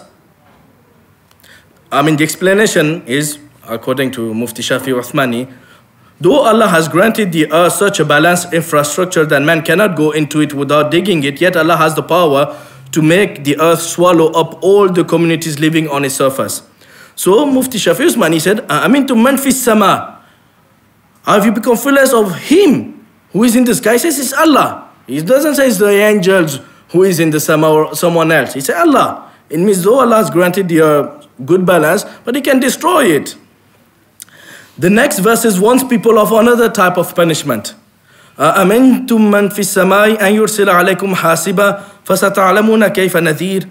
Or have you become fearless of Him who is in the sky if He loses a violent wind with stones against you?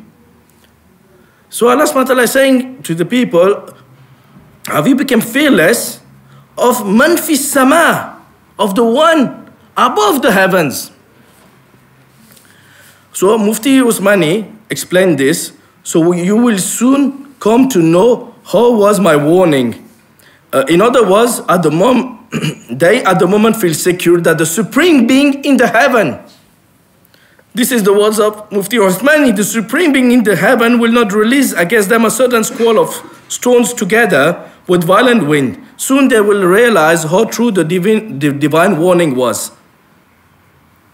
So this explanation of these verses in Surah Al-Mulk by Mufti Usmani, he said the Supreme Being above the sky, it's Allah, you see. And likewise, you see there is this verse, there are many other verses. Like the incident between Fir'aun and Musa, the Salaf, they quoted these verses against the Jahmiyyah, you see. وَقَالَ فِرْعَوْنُ يَا أَيُّهَا الْمَلَوُ مَا عَلِمْتُ لَكُمْ مِنْ إِلَهٍ غَيْرِي فأوقد لي يا هامان على التين فاجعل لي صرحا لعلي أطلع إلى إله موسى وإني لأظنه من الكاذبين. This is mentioned in Surah Al-Qasas, verse 38. Also, there's a similar verse in Surah Ghafir. Fir'aun said, O chiefs, I know not that you have an ilah other than me. And then he said, O Haman, take bricks out of clay and set up a sarhan, make a tower, in order that I may look and reach the God of Musa. وَإِنِّي لَأَظُنُّهُ مِنَ الْكَاذِبِينَ. And verily, I think that he, Musa, is one of the liars. So he said to Haman, you don't have, to his people, you don't have any other deity except me. And then he said to his Haman, build a tower so I can reach the ilah of Musa, but I believe him to be a liar. The scholars of tafsir, you see, like Tabari and the other Salaf, many other books of tafsir, like, Salaf, Ibn Khuzaymah, Ibn Abd al-Bar, Usman Darimi, Ibn Qudama, Zahabi, they all said this is clear that the Prophet Musa alayhi salam told him that the true divinity is above the heavens. That's why he had the idea of building a tower. He wouldn't have the idea of building a tower and this is why he said at the end, I believe you to be a liar. And this is told by Tabari and all the scholars of the Salaf, many others, that he only said, such Ibn Abd al-Bar, they said, he only said this because Musa told him that Allah is above the heaven. And even Abu Lays al-Samarqandi, who's a Hanafi scholar, he has a famous book of tafsir, Bahr al-Ulum. He said about the tafsir, وَإِنِّي لَأَظُنُّهُ مِنَ الْكَاذِبِينَ أي أحسب موسى بما يقول أن في السماء إلها من الكاذبين. He explained this verse that I think Musa and what he's saying that there is a deity above the heaven is from the liars. So even the Hanafi scholars of the 4th century, you see, before the later ones who had more ta'wil, he said yes, Musa told him Allah was above the heaven. And that's how the scholars like Tabari and the scholars of the Salaf understood this. So then, now after mentioning these others, I will mention some of the saying of the Salaf, that they themselves agree to be authentic. I'm not gonna, those narrations, you see, they have any excuse to speak and find an extrapolation or deny its authenticity.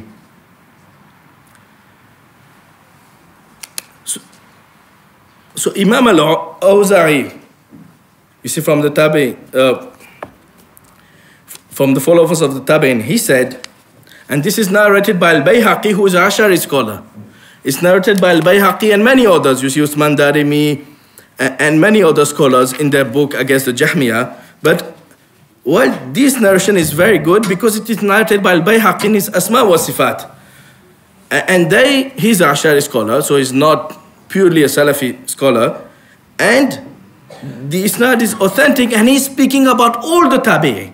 He's not speaking about his own opinion. And he said, Kunna wa tabi'una mutawafirun. We were, at the time, the Tabi'i, the student of the Sahaba were many. You see, it wasn't late after the time. At the time of the Tabi'i, we used to say, Kunna wa tabi'una al-mutawafirun naqulu inna Allah azza wa jalla fawqa arshihi. Allah glorified is above his arsh. So this is the opinion of Imam Rawza'i, this is the opinion of all the Salaf. And this Isnad, it has only great Imam from the greatest of the Siqat. None can deny its authenticity of Imam al-Rawza'i. So likewise, I will quote another narration of Abdullah ibn al-Mubarak, who used to be Hanafi, and then he became, according to the madhab of Ahlul Hadith, though the Ahnaf are going to deny this, but even Qazi Iyad, he said in his book Tartib al-Madarik that he left the Hanafi madhab. But this is another topic.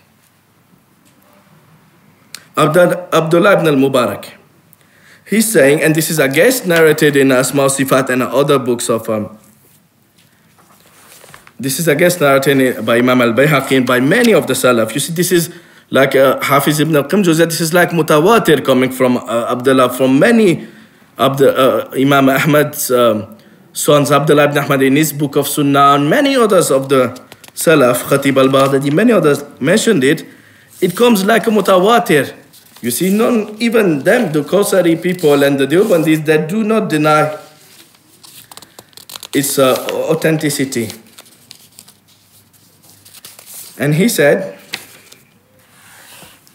he was asked, كيف نعرف ربنا عز وجل? How should we know our Lord? And he said, في السماء سابع على عرشه. He said, above, above the seventh heaven, upon his throne. ولا نقول كما تقول الجهمية, and we do not say like the Jahmiyyah say, إنه ها هنا في الأرض. He is there upon the earth. And then there's similar sayings of, in one of the narrations Shaykh Albani points, he says, Allah is above his arsh. The narration of Ishaq ibn Rahawayah from Ibn al-Mubarak, he says, above his arsh, ba'inun min khalqihi, separate from his creation. So not only is above his arsh, but he's separated from creation. And they say he's everywhere, he's mixed up within creation and everything.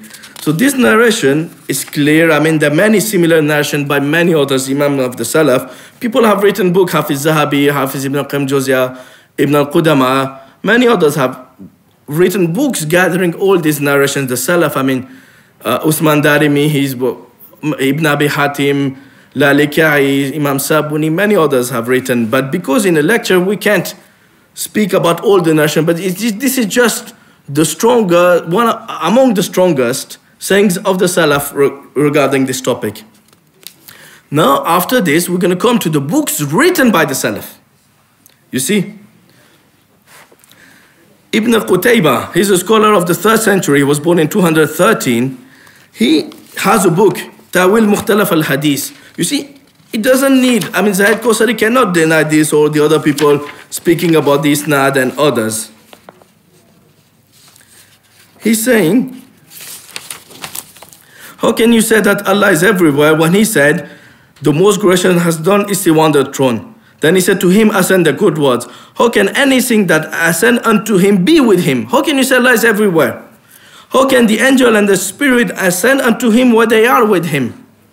If these people were to go back to the fitrah and the nobility didn't hinder them from knowing the Creator, they would have known that Allah is the High, the Most High, and that the hands raise up in dua towards him.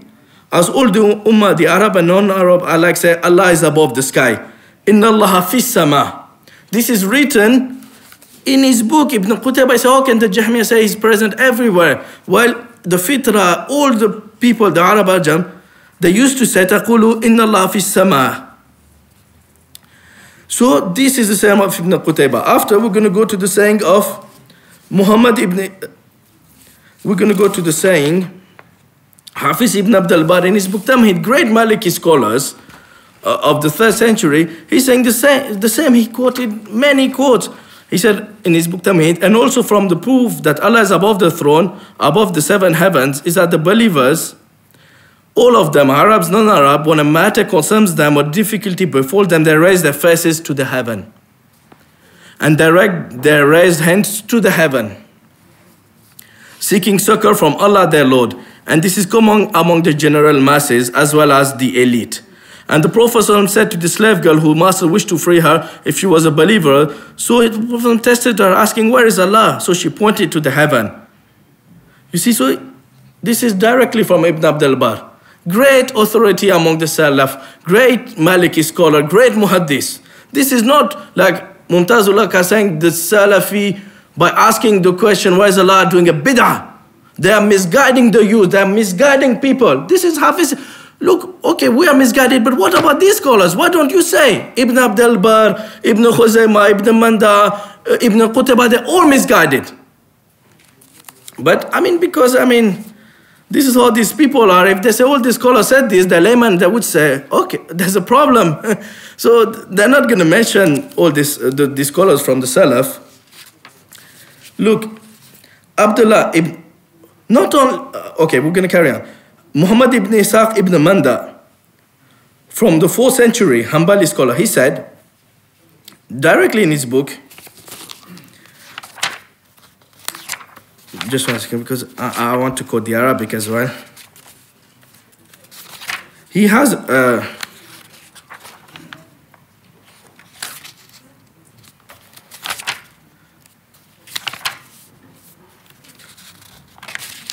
Ibn Manda. He has in his Kitab Tawheed, it is published today, it is not in manuscript, it's published. He has a chapter entitled Biyan Akhir Yadulu ala أن الله تعالى فوق عرشه بائنا عن خلقه. Another chapter showing that Allah Ta'ala is فوق عرشه, above his throne, بائنا عن خلقه, separated from his creation. Because when the Jahmiyyah, the Sahaba and others, they used only to say Allah is above the arsh, because that was enough, everybody understood this. But when the Jahmiyyah, they started to say no, Allah is everywhere, then they added the word, many Salaf, ba'inan, separated from creation. So, because they used to speak to people in the century 3rd, 4th, the Jahmiyyah Mu'tazili was spreading their fitna, so they clarified the matter, so nobody can say this is invented, you see, upon these Imams. Ibn Battah al-Uqbari, another Hanbali scholar, he was born in 304. He has a book, Al-Ibana. You see, it's directly from his book. And he said, Al-Iman bi anna Allah Ta'ala ala arshihi ba'inun min khalqihi wa ilmuhu muhitun bi khalqihi. He said that Allah is chapter, Allah being above his arsh, separated from the creation, and his knowledge is encompassing his creation. So, and then he has many saying, he says in this chapter, the Muslim from the Sahaba and the Tabi'in have reached a consensus that Allah is on his throne, above the heavens, separate from his creation. As for his saying Allah, he is with you, wa ma'akum, it is referring to his knowledge, as the scholars have explained. So this is again, Ibn al-Battah al-Uqbari, he was born in 304. So at the beginning of the 4th century, he writes a book, Al-Ibana, and he says this. This is Zahid al-Kawthari, Mumtazul Haq. They cannot deny the Salaf saying this. Their books are published, their manuscripts are present in the Maktaba Zahid and other places. So nobody in India and in all other places. So like Abul Qasim at-Tabarani, the author of the Mu'jam, he's got a chapter as well in his Kitab Sunnah about, he said, Bab ma ja fi istiwa Allah Ta'ala ala arshi bahinun min khalqihi. Same. And then he mentions all these hadiths like Abu Dawood and others. You see about Allah, the 8 angels carrying the arsh in shape of goats. And though the hadith is weak, but he mentions it in a chapter. ما جاء في استواء الله تعالى على عرشه باين من خلقه. So Abu Qasim Tabarani, saying he was born in 260, is directly in his book. Abu Bakr al-Ajuri, Hafiz Abu Sheikh, great muhaddis, you see, born in 274. In his book Al-Azama, which is published today by with the tahqiq of Indian scholar Razala Mubarak Puri, Zikr Arsh Rabbi Ta'ala, wa ulu Rabbi fawqa arshihi. So again he mentions the same hadith, and Zahid al-Qurasiri, he used to say, oh, these muhaddis of the second, third, they are mujassim. But the Deobandis don't like to, like Zahid al-Qurasiri say, but you have to decide in front of the layman. Either you say these muhaddis of the second, third are misguided, mujassim, or you have to explain this to the layman. You see, you can't say, oh, we respect the Salaf, the Ahlul Hadith are disrespecting the Imams, we love the Imams. But for the creed, they don't take from the Imams, they take from Ibn Arabi. Allah is everywhere. Like say Abu Ahmad al-Asal, great muhaddis, in his book Al-Ma'rifah, he said the same.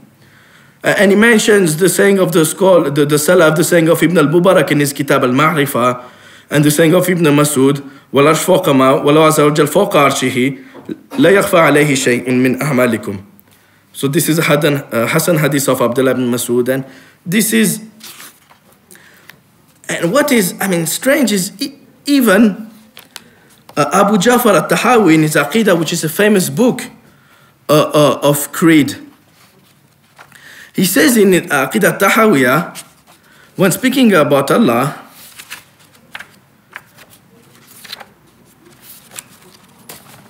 just 1 second, because I want to quote the Arabic as well, because it is more relevant to the topic.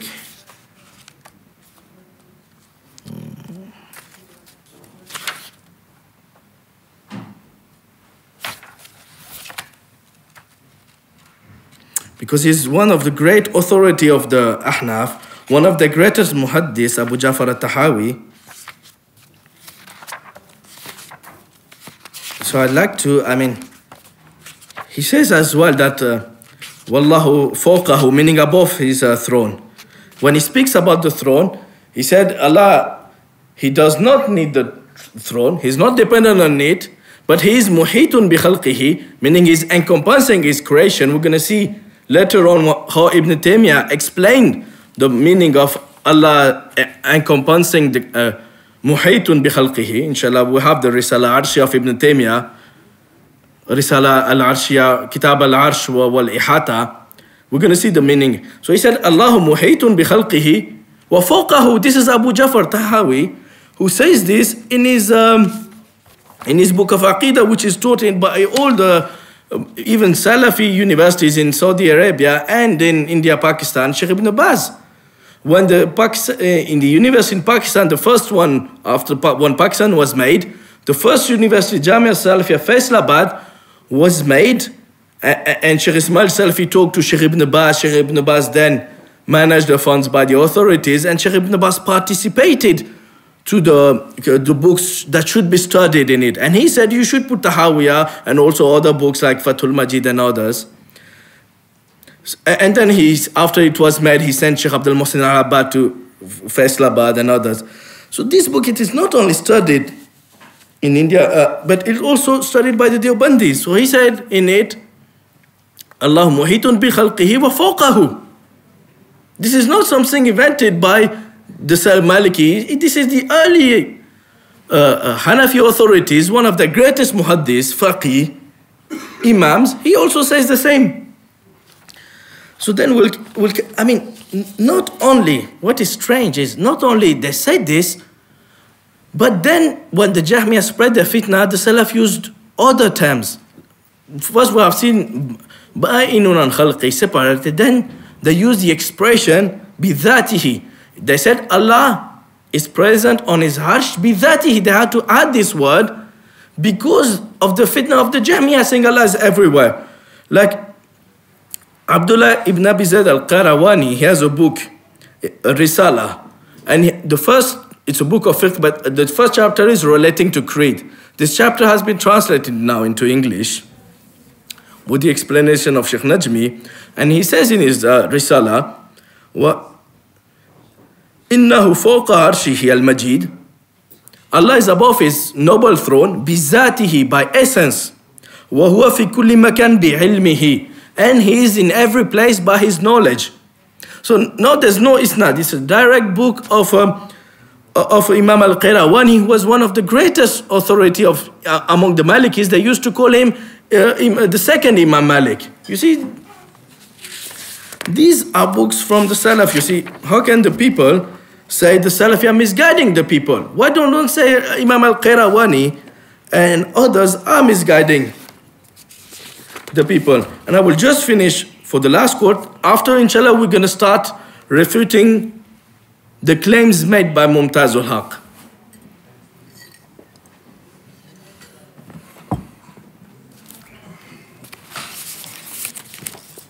The last book I'm going to quote is Kitab Tawhid of Ibn Khuzaymah, one of the great Shafi Muhaddis. He says in his Kitab Tawhid, it is published, فَتِلْكَ الْأَخْبَارُ كُلُّهَا دَالَةٌ عَلَىٰ أَنَّ الْخَالِقَ الْبَارِ فَوْقَ سَبْعَ سَمَاوَاتِ. He says all these narrations show that Allah is above the seven earths. لا على ما زعمت المعطلة, not like those who deny the attribute of Allah, أن معبودهم, that the object of worship هو معهم في منازلهم, that the object of worship is in their houses. We do not say like the Mu'attila say that the Mahbud, the worshipped, is in their houses. Then he says in another chapter, he says in his Kitab Tawhid,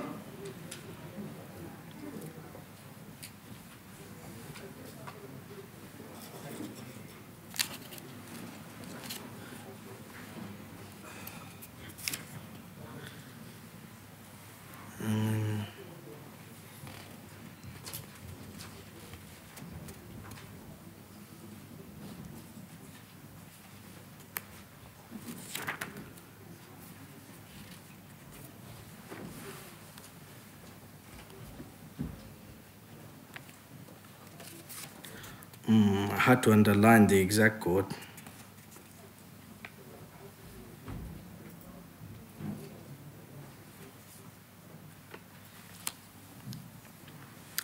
Anyway, I mean, inshallah, we have seen the other quote saying, refuting the Jahmiyyah.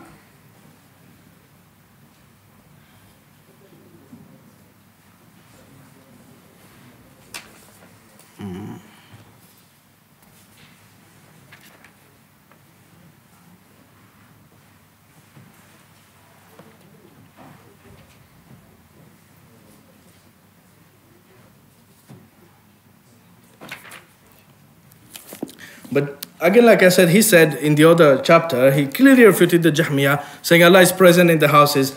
And this is, I mean, Zahid al-Kawthari, he used to quote from Fakhruddin Razi, saying this is not the Kitab Tawhid, this is Kitab al-Shirk.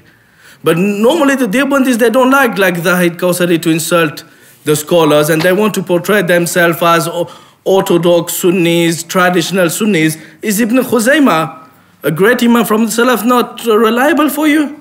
Or is Ibn Arabi more reliable, the one who said Fir'aun died upon Iman and something else? So now we're going to come to the arguments brought by Mumtaz al-Haq. Okay.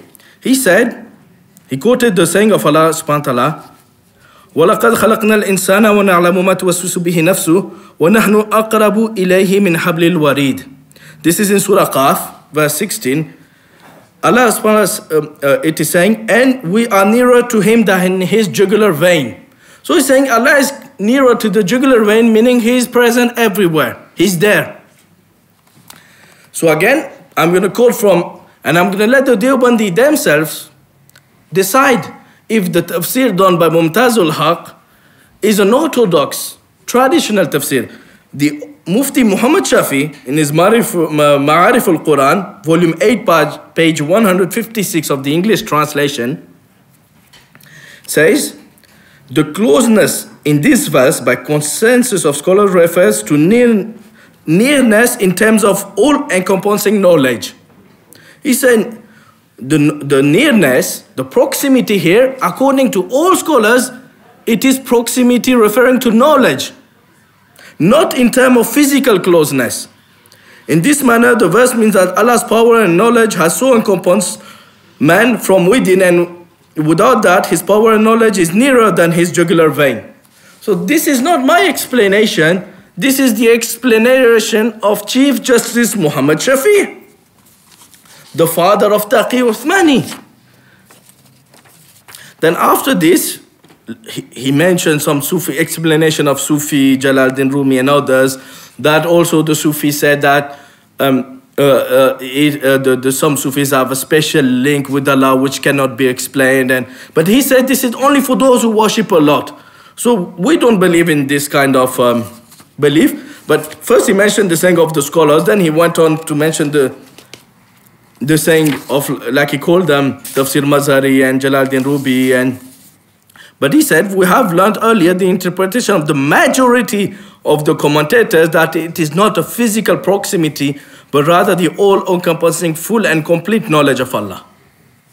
And then he says after, Ibn Kathir interprets it in a third way. He says that the pronoun we does not refer to the being of Allah, but to his angel who are at all time with man. So they know man's soul so closely than man himself, that man himself is not so well aware of it. Allah knows best. So after mentioning that the saying of all scholars that it is proximity of knowledge, he then says, okay, some Sufi, they said the servant who do lots of worship, they have some kind of connection with Allah, but we cannot explain it without any cave. But then he said there's a third explanation, and that the term نحن أقرب إليه من حبل الوريد, نحن refers to the angels. And the third one, like explained by Shaykh al-Islam Ahmad ibn Taymiyyah in his book Sharh Hadith Nuzul, this is the right one. Because Allah said afterwards, إذ يتلقى المتلقيان عن اليمين وعن الشمال قعيد ما يلفظ من قول إلا لديه رقيب عتيد. So this is the next verse. When the two receivers, so we are closer to him when the two receivers, meaning recording angels, receive, one sitting on the right and one on the left, to note his or her action. Not a word does he utter, but there is a watcher by him ready. So the proximity mentioned here, it is not absolute. It is particularized at this time. إذ, when يتلقى المتلقيان. You see? The time when the angel received, one sitting at the right one, and if, like Shaykh Islam says, if the meaning was proximity of the essence, meaning of the Lord, meaning if the meaning was Allah is closer by his essence to the jugular vein, this would not be particularized to this time when the angel received. Is يتلقى. You see, the verse carries on. نحن أقرب إليه من حبل الوريد إذ يتلقى. When? You see, it is particularized with the time. So if it is not particularized Allah's knowledge and Allah's power. And there would not be any relevance to mention the sitting of the two angels, and there won't be any correspondence, you see. So we have to properly, to understand tafsir, we have to read the verses before, the verse after, see the relevance between munasaba, and then interpret. And this saying, like Mumtaz quoted this verse, and this is the right verse. In this verse, it is Allah, the angels are closer to the person's jugular vein. And likewise in Surah Al-Waqi'ah, Mumtaz quoted it as well. فَلَوْلَا إِذَا بَلَغَتِ الْحُلْقُومِ وَأَنْتُمْ حِينَئِذٍ تَنْظُرُونَ وَنَحْنُ أَقْرَبُ إِلَيْهِ مِنْكُمْ وَلَكِنْ لَا تُبْصِرُونَ. Then why do you not intervene when the soul of the dying person, in brackets, reaches the throat? When the soul reaches the throat, why do you don't, Allah says to the people, why don't you interfere? And you at the moment are looking on, but we are nearer to him than you, but you see not. نحن أقرب إليه منكم ولكن لا تبصرون. Here as well Ibn Taymiyyah says نحن is the angels, because at this time is the angel of death. When the soul comes here, who are ready to pick it, you see. Likewise in the other argument, Ibn Taymiyyah says, if Allah intended the proximity of his noble essence, why would he particularize it to this time, when the soul reaches, you see your neck, al-hulqum, the throat. And at the end, you see, this is the beginning, إِذَا بَلَغَتِ الْحُلْقُمْ, and at the end, it is said, وَلَكِنْ لَا تُبْصِرُونَ, meaning, but you see not. And Ibn Taymiyyah says, but as this is the words you see not, this is only said when there is something that is permissible to be seen. In some conditions, meaning you can see it, but we don't see it. You see, it's only permissible to say, but you see not, if there was something there to be seen. Meaning the angels are invisible, but you see them not. And Allah cannot be seen in any way in this condition. You see, so he's saying the words at the end. وَلَكِنْ لَا تُبْصِرُونَ, meaning you cannot see. It only refers to the angels. It cannot refer to Allah. And he says, and also, what shows the truth of this saying, he used the pronoun, the plural form, nahnu. He didn't say, I am closer to his jugular vein. He says, nahnu. And there are many other verses where Allah uses the plural form and they have a different meaning as using the singular form. Like in the verse, نَتْلُو عَلَيْكَ مِن نَبَإِ مُوسَى وَفِرْعَوْنَ بِالْحَقِّ لِقَوْمِ يُؤْمِنُونَ. We will recite to you some of the news of Musa and Fir'aun in truth for people who believe in Surah Qasas. And Allah says likewise, نَحْنُ نَقُصُ عَلَيْكَ أَحْسَنَ الْقَصَصِ بِمَا أَوْحَيْنَا إِلَيْكَ هَذَا الْقُرْآنِ. In Surah Yusuf verse 3 again, we relate unto you. It's not I relate, it's we relate. And likewise in Surah Al-Qiyamah verses 17 and 19, Allah subhanahu wa ta'ala says, إِنَّ عَلَيْنَا جَمَعَهُ وَقُرْآنَهُ فَإِذَا قَرْأْنَاهُ فَاتَّبِعْ قُرْآنَهُ ثُمَّ إِنَّ عَلَيْنَا بَيَانَهُ. It is for us, you see, عَلَيْنَا, plural form, to collect it and give you the ability to recite it. And when we have recited to you, plural form, then follow its recitation. Then for us it is to make it clear. Inna alayna, plural form. So Ibn Taymiyyah says, he showed that in this verse, all these actions are done through angels, because the angels actually recite the Quran to the Prophet ﷺ. And then the Prophet listened to Jibreel ﷺ's recitation, and then Prophet said, do not hasten, listen first, and then recite after. And likewise the story of Yusuf and the other stories of Musa, Naqusu means Allah does it through the angels. You see, the ta'bir is through the angels. It is not an individual action. You see, so likewise, whenever Allah, it has a different meaning. And in this verse, it is not Allah who... Ibn Taymiyyah says this is not a ta'wil, this is not a metaphor. This is not turning away from the apparent meaning, you see.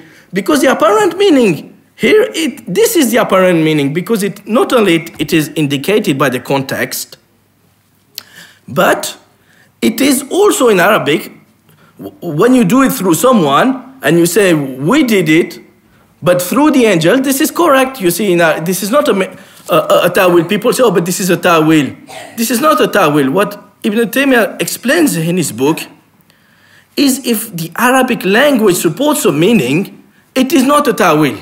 A ta'wil would be like to say, like the Shia say, al-lulu wal-marjan, the pearl, and they refer to Hassan and Hussein. When the Arab made the Arabic language, they did not make these words to refer to Hassan and Hussein. So this is a metaphor, you see. But if the Arab used a certain verse with a meaning, this is not, it has many meanings, and you choose one meaning in this context, this is not a ta'wil. So saying, نَحْنُ أَقْرَبُ إِلَيْهِ مِنْ حَبْلِ الْوَرِيدِ, it means I am closer through the angels, it is actually the angel. This is not a ta'wil. You see, this is not turning from the apparent meaning towards another meaning. And then, you see, this is the closeness to the angel. Then Mumtazul Haq, this is specific to Then there are some verses who mention the general closeness to of Allah to the creation. And he quoted this verse in Surah Baqarah, وَإِذَا سَلَكَ عِبَادِي عَنِّي فَإِنِّي قَرِيبٌ أُجِيبُ دَعْوَةَ الدَّاعِ إِذَا دَعَانِ فَلْيَسْتَجِيبُوا لِي وَلْيُؤْمِنُوا بِي لَعَلَّهُمْ يَرْشُدُونَ. And when my slaves ask you concerning me, I am indeed near. I respond to the invocation of the supplicants when he calls on me. So let them obey me and believe in me so they might be led aright.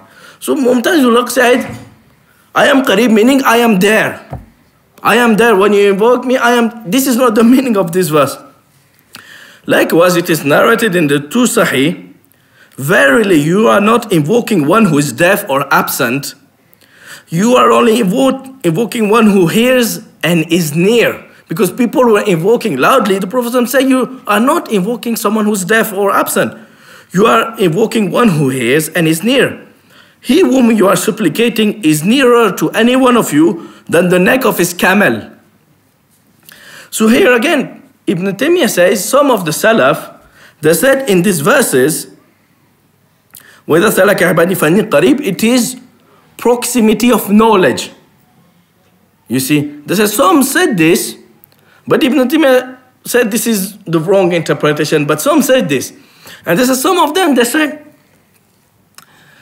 but this is still, they're going to say it's not a ta'wil. This is not a metaphor. Because they're going to say the context shows, because in Tabarani it is narrated that the people asked the Prophet ﷺ, should we invoke Allah quietly or loudly? And then this verse was revealed. So they said the context shows it is about listening and answering. You see, they didn't ask him, is Allah on the earth, is Allah's essence on the earth? They asked, and likewise in the hadith, in the two Sahih, it is about, you see, the one invoking him. So they said the context shows it is about Allah's listening to invocation. He didn't say to anybody else, I am closer to you at all the time. He only says about the one who is invoking Allah. So they're saying the context here shows that it is about listening to the invocation, and so it means Allah is with them in knowledge. So they say, still the Salaf say it's not a ta'wil, or some would say it's a ta'wil, but it is justified by the Quran. It is not like the ta'wil of the Jahmiyyah, because Allah said in the Quran, Allah is above his arsh, and this one say, I am close. So to combine between the two apparent meanings, we're going to say this one is by knowledge, and this is not like the Jahmiyyah. But Ibn Taymiyyah says, some say this, but for Ibn Taymiyyah, he says the right meaning here, it is not, he say, being close is not being close with the knowledge, because in the Arabic language, this is not like al-ma'iyya, being with. Because being with, in Arabic, it means al-musahaba al-mutlaqa, being companionship absolute. Sometimes being with, ana ma'akum, it can be by knowledge, in the context. Someone, it can be with the support, like he says to Musa and Harun, innani ma'akuma.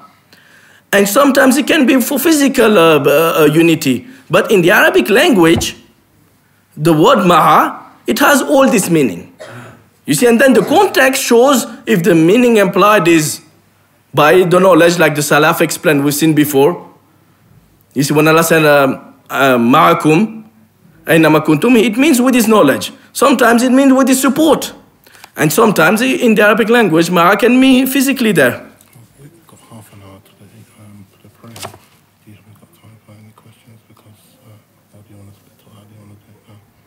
Can do this after the prayer, because I have to finish some arguments after the prayer maybe. Okay. Half an hour. So definitely Wahdat al-Wujud is going to be for next month. Okay. So basically, what we're saying, Ibn Taymiyyah said some of the Salaf and some of the Khalaf from the Ahlul Hadith, they said in these verses, I am close, meaning, and Ibn Usaymin says as well in his explanation of Vasitiyah, some scholars say, I am close, meaning with this knowledge. But they say no, the word Qareeb, in fact, some said, and they say it's not a ta'wil, or it is a ta'wil, but not like the ta'wil of the Jahmiyyah, because we are not doing a ta'wil with the Rai or with our intelligence, we're doing because, but this is, for Ibn Taymiyyah, there's no ta'wil in it, you see. He says in his hadith, Shar Nuzul, he said, it is not said about this that he is near with his knowledge and his power, because his knowledge of everything and power of everything. And the people did not inquire and ask about this. You see, the asbab al-nuzul, the context, the people didn't ask about Allah's proximity, or Allah's essence proximity. They only ask about his nearness to those who invoke him and call him.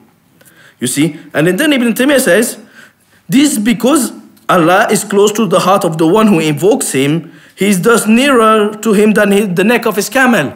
So he's saying this closeness is in the heart of the believer.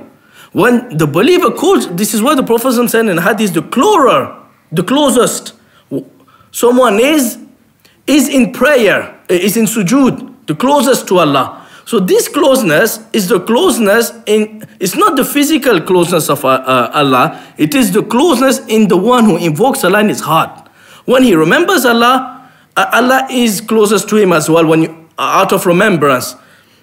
And Ibn Taymiyyah says, because in other hadiths, there is mention of Allah's closeness, and it is the closeness of his essence, like Allah descending on the third of the night, on the day of the Arafah and other places. This is the closeness of the essence. But in this verse and in the hadith, the closeness mentioned about everyone, it is everyone invoking him. Or in sajda, it is not said about those not invoking him or those not. So this is said in this context, and this is the apparent meaning. This is not a ta'wil, we're not resorting to any distortion. So further on, we have now clarified the closeness of Allah. The Qurba, Mumtazul Haq said, Allah said, Inni qarib, meaning I am there. I mean, strange. How can you say I am close, meaning I am there? And then he quoted other verses. He said, وَهُوَ اللَّهُ فِي السَّمَاوَاتِ وَفِي الْأَرْضِ يَعْلَمُ سِرَّكُمْ وَجَهْرَكُمْ وَيَعْلَمُ مَا تَكْسِبُونَ. And also, this is in Surah Al-An'am, verse number 3. And also Allah subhanahu wa ta'ala says, وَهُوَ اللَّهُ الَّذِي فِي السَّمَاءِ إِلَهٌ وَفِي الْأَرْضِ إِلَهٌ وَهُوَ الْحَكِيمُ الْعَلِيمُ. This is in Surah Zukhruf.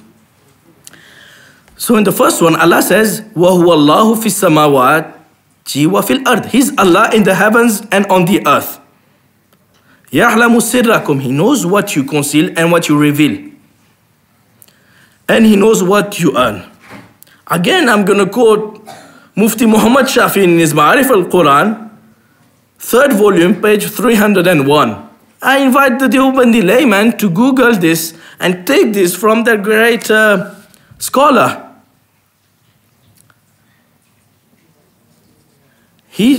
And compare the explanation by him and the one by Mumtazul Haq. Mumtazul Haq says the verse, وَهُوَ اللَّهُ فِي السَّمَاوَاتِ وَفِي الْأَرْضِ, and the verse, وَهُوَ الَّذِي فِي السَّمَاءِ إِلَهٌ وَفِي الْأَرْضِ إِلَهٌ, means Allah is in the heavens and Allah is on the earth. Subhanallah. I mean, every person of intelligence, he's not quoting any Imams of Tafsir, Ibn Abbas, Mujahid, any standard book of Tafsir. He's just doing a tafsir with his own, with Ibn Arabi influence, the Batini school of thought influence. You can see, I mean, when someone is bringing you tafsir, he's not quoting any of the Salaf. Even his own scholars, they said about the verse, وَهُوَ اللَّهُ فِي السَّمَاوَاتِ وَفِي الْأَرْضِ. The third verse contains the consequential outcome of what was said in the first two verses, meaning of the first two verses of Surah Al-An'am. He said, it declares that Allah is the only being who is worthy of worship and obedience in all the heavens and the earth. So for Mufti Shafi Usmani, وَهُوَ اللَّهُ فِي السَّمَاوَاتِ وَفِي الْأَرْضِ. He is Allah in the heavens and the earth. It does not mean that Allah's essence is in the heaven and the earth, but it means He is the only being who is worthy of worship in all the heavens and on the earth. SubhanAllah, look at Totally, one is the explanation of Tawheed, and one is the explanation of the Jahmiyyah, and the explanation of Ibn Arabi, and Al-Hallaj, and Rumi, and all others. Subhanallah, this is a school of thought, you see, this is not coming out of the blue. The explanation Mumtazul Haq gave was not of his own. This is the school of thought of Wahdatul Wujud of Ibn Arabi, and inshallah we will see Fusus al-Hikam and all others, that this is the result of their sayings. And like what, I mean, what here it is to mention that Ibn Kathir said the scholars have two explanations of this verse in Surah Al-An'am. But they said they both reject the saying of the Jahmiyyah that Allah is by essence on the heavens and earth. Ibn Kathir say, some of the Salaf, they say, وَهُوَ اللَّهُ فِي السَّمَاوَاتِ. Stop. Allah is fi samawat, meaning above the heavens. And then they carry on, وَفِي الْأَرْضِ يَعْلَمُ سِرَّكُمْ وَجَهْرَكُمْ. And in the heaven and on the earth, He knows your secret and your... So they made the sentence differently. And he said, no, some of the Salaf, they said, Allah is the worship in the heavens and the earth. Stop. وَيَعْلَمُ سِرَّكُمْ وَجَهْرَكُمْ. These are two explanations. Tabari, he preferred the explanation, وَهُوَ اللَّهُ فِي السَّمَاوَاتِ. Stop. He is Allah by essence above the arsh. وَفِي الْأَرْضِ يَعْلَمُ. This is, I mean, both of this tafsir can be true, but they both rejected the explanation of Mumtazul Haq, that Allah is in the heaven by essence and on the earth by essence. And likewise about the verse, وَهُوَ الَّذِي فِي السَّمَاءِ إِلَهٌ وَفِي الْأَرْضِ إِلَهٌ. This is the translation of Ma'arif al-Quran. He's the one who's God to be worshipped in the sky and God to be worshipped on the earth. So this is their own English translation of the Quran. It does not mean وَهُوَ الَّذِي فِي السَّمَاءِ إِلَهٌ. It does not وَفِي الْأَرْضِ إِلَهٌ. It does not mean that the essence of Allah is on the earth or the heaven. It means He is the one who is to be worshipped, the one who has the right of worship on the heavens and on the earth. So this is the explanation of all the Salaf. Then we come, he mentioned the verses about Allah being with the creation. وَهُوَ الَّذِي خَلَقَ السَّمَاوَاتِ وَالْأَرْضِ فِي سِتَّةِ أَيَّامٍ ثُمَّ اسْتَوَى عَلَى الْعَرْشِ يَعْلَمُ مَا يَلِجُ فِي الْأَرْضِ وَمَا تَخْرُجُ مِنْهَا وَمَا يَنْزِلُ مِنَ السَّمَاءِ وَمَا يَعْرُجُ فِيهَا وَهُوَ مَعَكُمْ أَيْنَمَا كُنْتُمْ وَاللَّهُ بِمَا تَعْمَلُونَ بَصِيرٌ. So he said, وَهُوَ مَعَكُمْ أَيْنَمَا كُنْتُمْ, meaning Allah's essence is everywhere. And we've mentioned before Ibn Abdul Bar and many other books of the Salaf, they said Allah is with them with His knowledge. And this is not, again, like Ibn Taymiyyah said, this is not a ta'wil. Because in the Arabic, the word ma'a, with, it is used for musahab al-mutlaqa, for absolute companionship. You see, even in other languages, if someone says, I am with Obama, or I am with, what's the other name? Mitt Romney. I am with him. It doesn't mean I'm physically with him. You see, or if I say I am with Manchester, it doesn't mean I am, or I am with Liverpool. It means I'm supporting him with, or I am with this group, meaning I support them, I give them money. It doesn't mean I am mixed with him. In all languages, the word with is used for many, and this is not a ta'wil, you see. Ibn Jarir Tabari, Ibn Abdul Bar, they all said about this. Sufyan al-Thawri, Ibn Masud, many others said He's above the throne and nothing is hidden from Him in the explanation of this verse. And likewise in Surah Al-Mujadalah. And they said, do you not see that Allah at the beginning mentioned knowledge and at the end He finished with knowledge? وَاللَّهُ بِمَا تَعْمَلُونَ بَصِيرٌ. And He said, He knows what is in the heaven, what is on the earth, what comes from the earth. And likewise in Surah Al-Mujadalah, أَلَمْ تَرَ أَنَّ اللَّهَ يَعْلَمُ مَا فِي السَّمَاوَاتِ مَا فِي الْأَرْضِ. So Allah is speaking about His knowledge encompassing every place. There is no ما يكون من نجوى ثلاثة إلا هو رابعهم ولا خمسة إلا هو سادسهم ولا أدنى من ذلك ولا أكثر إلا هو معهم أينما كانوا ثم ينبئهم بما عملوا يوم القيامة إن الله بكل شيء عليم. Allah started the words with knowledge, He finishes with knowledge. This is what the Salaf said in their book. Ad-Dahak and Ibn Masud, Sufyan Thawri, all the Tabari mentions all these sayings of the Sahaba and others. And likewise, Mumtazul Haq, when he uses the verse, he didn't bring Ibn Abbas, he didn't bring Ibn Masud, he didn't bring any of the standard tafsir, Baghawi tafsir of the Salaf.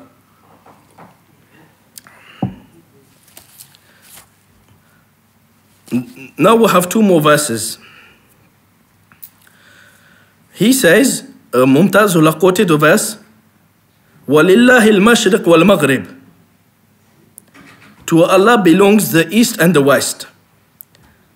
فَأَيْنَمَا تُوَلُّوا فَثَمَّ وَجْهُ اللَّهِ إِنَّ اللَّهَ وَاسِعٌ عَلِيمٌ. To Allah belongs the east or west, so wherever you turn yourselves or your faces, there is the wajh of Allah. And he says, meaning everywhere you turn your face, there is Allah. And here again, Ibn Taymiyyah, he mentions in his Majmu' Fatawa, I said, because when he wrote his Aqidah al-Wasitiyah, he spent some years in jail. People debated with him about the attributes, and then he showed them that what he wrote in his Wasitiyah was not his own sayings, but supported by the early scholars of all mazahib, not only the Hanbalis. And then when he was debating these people in Egypt, he said, bring me one saying of the scholars in which they do ta'wil. And they said they've been looking for years, and once one of them came to me and said, Imam al-Bayhaqi in his Asma wa Sifat mentioned that فَأَيْنَمَا تُوَلُّوا فَثَمَّ وَجْهُ اللَّهِ, wherever you turn there is the face of Allah, there is wajhullah. He said Imam Shafi'i and Mujahid, the student of Ibn Abbas, they said wajhullah means qiblatullah. And they said to Ibn Taymiyyah, we have shown to you one narration, the Salaf did ta'wil. And Ibn Taymiyyah answered to them, they said this is not a ta'wil, because in this verse, wajh in Arabic, it is used for direction as well. And he said this is well known, this is not a ta'wil. Wajh sometimes is used for the attributes of Allah. He says, like some people have heard, he says some words in some contexts they use as an attribute, and in other places they're not used as an attribute of Allah. And he says in this verse, it is not because in some places wajh Allah is used as an attribute that everywhere it should be used as an attribute. We're going to stop for the adhan. He's going to carry on after the adhan and carry on talking till 7 o'clock to the iqamah. And then we're going to do the question and answer session after the Salat al-Isha, inshaAllah ta'ala. So I will finish with the last two verses, and at the end is going to be the biggest doubt brought by Mumtaz al-Haq. So here Ibn Taymiyyah said to the person who has been looking for ta'wil, he said, بل قلت هذه الآيات ليست من آيات صفات أصلا. He says this verse, فإنما تولوا فثم وجلات, this is at all not about dealing with the attributes of Allah. And the person said, أليس فيها ذكر الوجه? Is there not the mention of the wajh in it? He said, yeah. But the meaning is qiblatullah. And Ibn Taymiyyah said this is known in the Arabic language. فإن الوجه هو الجهة في لغة العرب. يقول قصة هذا الوجه سافرت إلى هذا الوجه أي هذه الجهة. When in Arabic you said, I travel to this wajh, it means to this direction. It is not a ta'wil. In this verse, according to Ibn Taymiyyah, we are not dealing with an attribute of Allah. So Imam Shafi'i and Imam Mujahid did not do any ta'wil. So why did Mumtaz al-Haq, doesn't he trust Imam Shafi'i? Doesn't he say you disrespect the Imams, but who are turning away from their explanation to the explanation that Allah is everywhere? And Ibn Taymiyyah said the context shows it, because Allah says later on, وَلِكُلِّ وِجْهَةٌ هُوَ مُوَلِّهَا فَاسْتَبِقُوا الْخَيْرَاتِ. He said for every nation there is a direction to which they turn their face. So he says when you look at the context, in another verse after this one, Allah mentions the direction wijhatullah. So here he mentioned wajh, and another after verse he mentions wijhatullah. And wijha is for the direction. So he said the two verses are very close to each other. Wijhatullah huwa muwalliha in the verse, فَإِنَّمَا تُوَلُّوا فَثَمَّ وَجْهَ اللَّهِ. And he said, if we look at the context, Allah says before, وَلِلَّهِ الْمَشْرِقِ وَالْمَغْرِبِ, meaning all the directions belongs to Him. They are the directions. You see, the east, the west, they all belong to Him. So Allah is speaking about the directions, not about His attribute of face.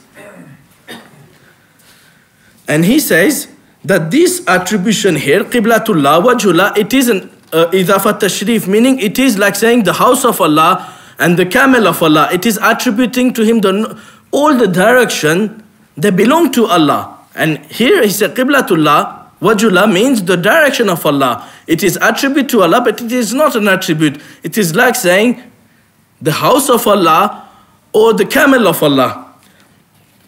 But then he says some of the Salaf, they said, okay, the meaning is Qibla. Here Wajhullah means Qiblatullah, but it means that Allah's essence is encompassing all the universe. We're going to see after in the last dub. And they said, okay, we accept that. But they say Allah is speaking about his attributes. Ibn Taymiyyah says some of the Salaf, they still said it is about the attribute of Allah, the attribute of face. But it is like in the hadith that إِذَا قَامَ أَحَدُكُمْ إِلَى الصَّلَاةِ فَإِنَّ اللَّهَ قِبْلَ وَجْهِهِ. When one of you is standing in prayer, Allah is in front of him. And we're going to see, inshallah, this in the last part, that wherever you are, Allah's essence is in front of you. This is in reality, this is not a metaphor. So still for Ibn Taymiyyah in this verse, this is not the attribute of Allah. They say some understood it to be attribute of Allah, but they say it's Qiblatullah, but it means wherever you stand, Allah's face will be in front of you in reality, not in metaphor.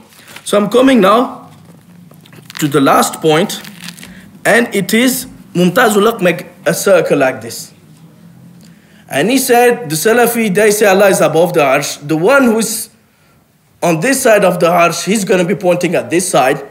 The one who is above is going to be pointing at this side. So this is a contradiction. But Shaykh al-Islam Ibn Taymiyyah, because he was debating with these people, he has written answers to all of them. And the answer is clear to this one. He has wrote a Risala in his Majmu' al-Fatawa, Risala al-Arsh wal-Ihata, but Allah encompassing everything. And the answer is in Sahih Bukhari. You see, all our answers, they are not in Fusus al-Hikam. Our answers are in Sahih Bukhari. And this is again mentioned by Imam Bukhari in Kitab Tawheed, in the chapter about Allah's hand. You see, Imam Bukhari is speaking about the attribute of Allah's hand. A Jew came to the Prophet ﷺ, he said, "Oh Muhammad, Allah will hold the heaven on a finger, the mountain on a finger, and the trees on a finger, and all the creation on a finger. Then he will say, I am the king." On that, Allah's Prophet smiled, with his premolar teeth became visible. And then he recited, they did not have estimated, no just estimate have they made of Allah, such as you to him. Meaning they have not estimated Allah as he should have been. Abdullah ibn Masud added, Allah's apostle smiled, meaning at the Jews, expressing his wonder and believing what he said. Tasdeeqan. So he's saying that the Prophet ﷺ, when the Jews said, the Prophet smiled, approving what they said. And this is again mentioned in Kitab al-Tawheed, وَرَدَ al-Jahmiyah. This narration refutes the Jahmiyah. You see?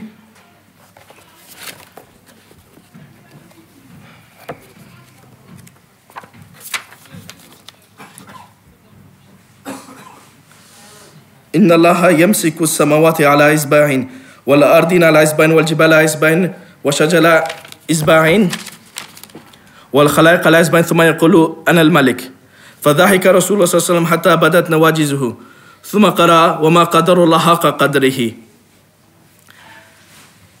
And then Abdullah ibn Masud said, فَضَحِكَ رسول الله صلى الله عليه وسلم تعجبا وتصديقا له. Meaning the Prophet laughed, approving his tasdeeqan lahu. So this is mentioned by Imam Bukhari in the chapter Bab Qawli Allah Ta'ala lima khalaqtu biyadayh. People are saying, oh, the hands of Allah should metaphorical. The Salaf did not understand the meaning. They just read it without interpreting. Why would Imam Bukhari mention the hadith about Allah holding the trees on one finger in the chapter lima khalaqtu biyadi, meaning I have created Adam with my hands. So for him, he understood the meaning of hands, and he understood the meaning of fingers in connecting them together. He didn't say, oh, it doesn't have a meaning. But the meaning why I'm quoting this is, if all the heavens and the earth are in Allah's hands, Ibn Taymiyyah says they're all in Allah's hands at this time on Judgment Day. So if someone is pointing above, he's going to point at Allah's essence. Someone is pointing down, it's still because all the heavens and the earth, they're going to be in Allah's hands. So Allah's essence will be encompassing. And Ibn Taymiyyah, when he speaks about this, he says, one, we should know that this world compared to the kursi, arsh, it is very minuscule. There is an authentic hadith about this, narrated by Ibn Abi Shayba and Bayhaqi in Asma wa Sifat. He said the kursi, obviously Allah said about his kursi that it encompasses the heavens and the earth. And then this hadith says, the 7 heavens and the 7 earth are by the side of the kursi, but like a ring thrown into a desert. Meaning all the 7 heavens and the earth is like a ring thrown in this compared to the kursi. And such is the kursi with the throne. So it's like the kursi is like a ring compared to the throne in the desert. And like what the creation compared to the kursi is like a ring in the desert. So Allah is above this. And Ibn Taymiyyah has a lengthy discussion about this in his Risala. I'll carry on after the prayer. Inshallah, I'll just mention this after the prayer before the question and answers. Because this is explaining this. Ibn Taymiyyah gives many examples to explain Allah's ihata. And inshallah, it will be beneficial. Okay, we'll stop here now. And we're going to do the salah. And inshallah, we'll resume after Salatul Isha. So we mentioned previously the hadith in Sahih Bukhari, in which Allah will hold all the creation in one is the different parts of the creation in different fingers, and then he will ask who is the king. So at this time, Shaykh al-Islam Ibn Taymiyyah explained this in his Risala fil Arshiya wal Ihata in volume 6 of his Majmu' Fatawa. It is present there. So basically, one principle, people, they think they're very clever and they're making circles and they want to speak about Allah with their sense of mathematics, geographics, or astrophysics. But can they, like Allah said, they cannot estimate Allah, give him the right estimate, you see. How can you speak about Allah making signs and, like sometimes some people say, oh, but if Allah descends in the last third of the night, in one part of the earth is day, the other is night, so he'll be always doing nuzul. But this is when you compare Allah's essence with your essence. What is impossible for you is not impossible for Allah. Like to say, but if he does nuzul, his arsh is empty. No. The scholars, they said, his same time on his arsh, same time he does nuzul. So first, one has to understand that Allah, laysa kamithlihi shay. Nothing is comparable to him. So saying, making the earth like a circle, saying, oh, but if you say this, and with your limited intelligence, trying to deny the agreed upon meaning of the Quran, hadith of the Salaf, that Allah is upon his arsh, this shows the limit of your intelligence. Not only you turn away from the clear sayings of the book, the clear saying of the hadith, the Prophet ﷺ on the Hajj pointed to the sky, saying, Allahumma ashhad, have I transmitted?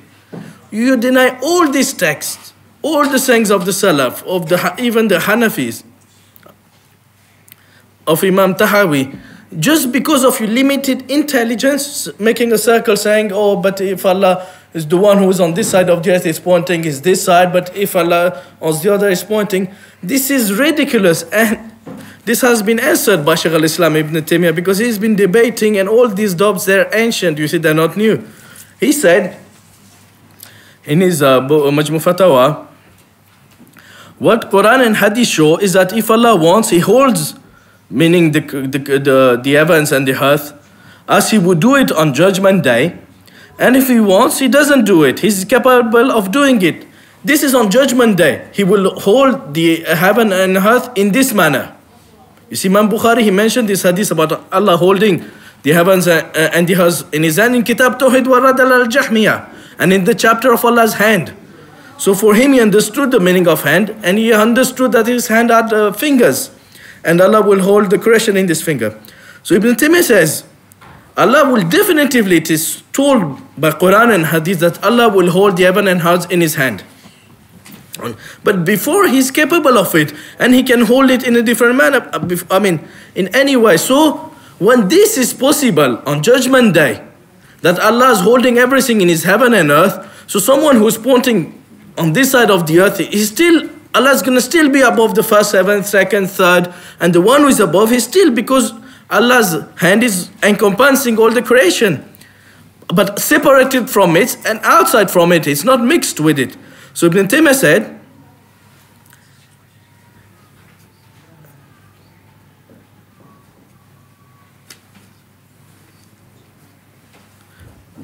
he said, if Allah is capable of holding his head and opening it like a bowl, now Shaykh al-Islam is going to give some examples too, because they say if something is possible for the creation, how can you deny it with Allah? But we don't say Allah's holding is like the holding of the creation.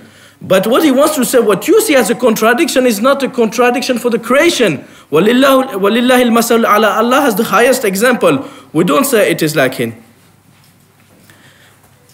And he says that Allah's holding the heaven and the earth contains encompassing, you see, ihata in all cases, and Allah is separated from the creation and is not mixed. And he said, it is known to us that if one of us, and Allah has the highest example, if he has a mustard seed in his hand, if he wants to hold it, he can hold it and encompass the mustard seed. And if he wants, he does not hold it and puts it under him. In both cases, it is separate from him. So Allah's holding the heaven and earth does not mean Allah is mixed in it. He said when for the creation, a human being holds a mustard seed or a peanut or chickpea, it doesn't mean you're mixed with it or you're inside it. You're mixed with, you're in their jugular veins or you're in their houses. And secondly, if Allah wants to hold it, he holds it. If he wants, he leaves it. And in both cases, he's separate from it.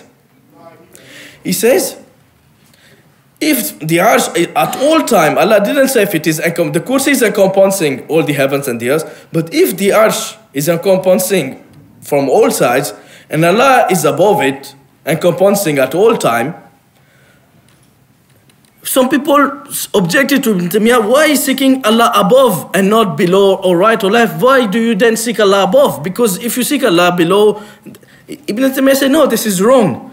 Because seeking above is closer. The angel, when they fly up to Allah, they go straight, you see, they don't perform a hole on the earth, go on the other side and then go in the atmosphere on the first heaven from the other side. Or they don't go right or left.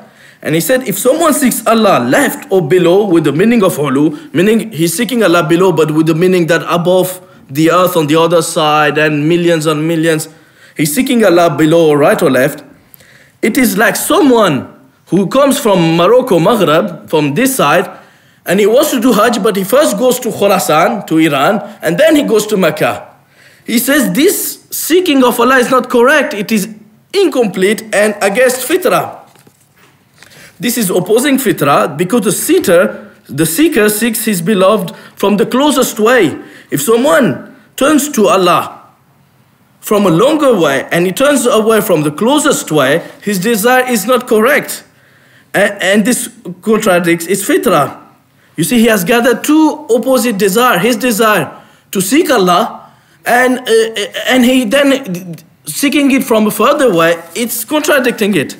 Then he said, if a person loves the Prophet, he would take the shortest way to him. If someone wants to travel at the time, let's suppose of the Prophet, you're going to take the shortest way to travel to him. If your love is dubious, meaning mutaraddid, and you doubt, he would take the longer way, like someone whose intelligence calls to the Prophet, but inside his desire has some doubts and he's called to his shahwa and others. This is, if someone says, if Allah is encompassing at all time, why don't you seek it above? See, if you don't seek him above, it means your fitrah either is corrupted or your desire is incomplete. Likewise, for calling someone and invoking him, he calls him from the closest way, and this else your aim is not fulfilled and is incomplete. He says, let's just suppose for the creation, it's not the same for Allah. We don't say it's the same. If someone is in a higher place or building, and you want to call him, you will face him and call him. You won't put your head in a well, and then you will call him. You see, this is only done with a weak intent. If you want to call someone above, but you put your head in a well, this is the examples given by Ibn Taymiyyah. So again, if someone wants to speak to someone, If someone wants to speak to the moon, if such was possible, just, Ibn Taymiyyah gives the examples. And the moon is above him and in front of him at the same time, the fitrah would tell him to face the moon. It won't tell him to turn his back and say, oh, but it's still above me, so it will still reach him. So Sharia came to confirm the fitrah. Only the people of shirk, they corrupt the fitrah of the people. And only someone whose desire to turning to Allah is not complete would do so. Also, the Prophet ﷺ said in an agreed upon hadith, people should stop raising their eyes in prayers or their eyesight will not return to them. And all the scholars agree that looking at the sky is forbidden in prayer, not at all time. And Ibn Taymiyyah says, so if raising the eyes to the sky is forbidden, and there is no divinity above the sky, there would be no difference between raising the eyes to the sky in all directions. So I'm just going to finish with what Ibn Taymiyyah basically explained in this Risalah.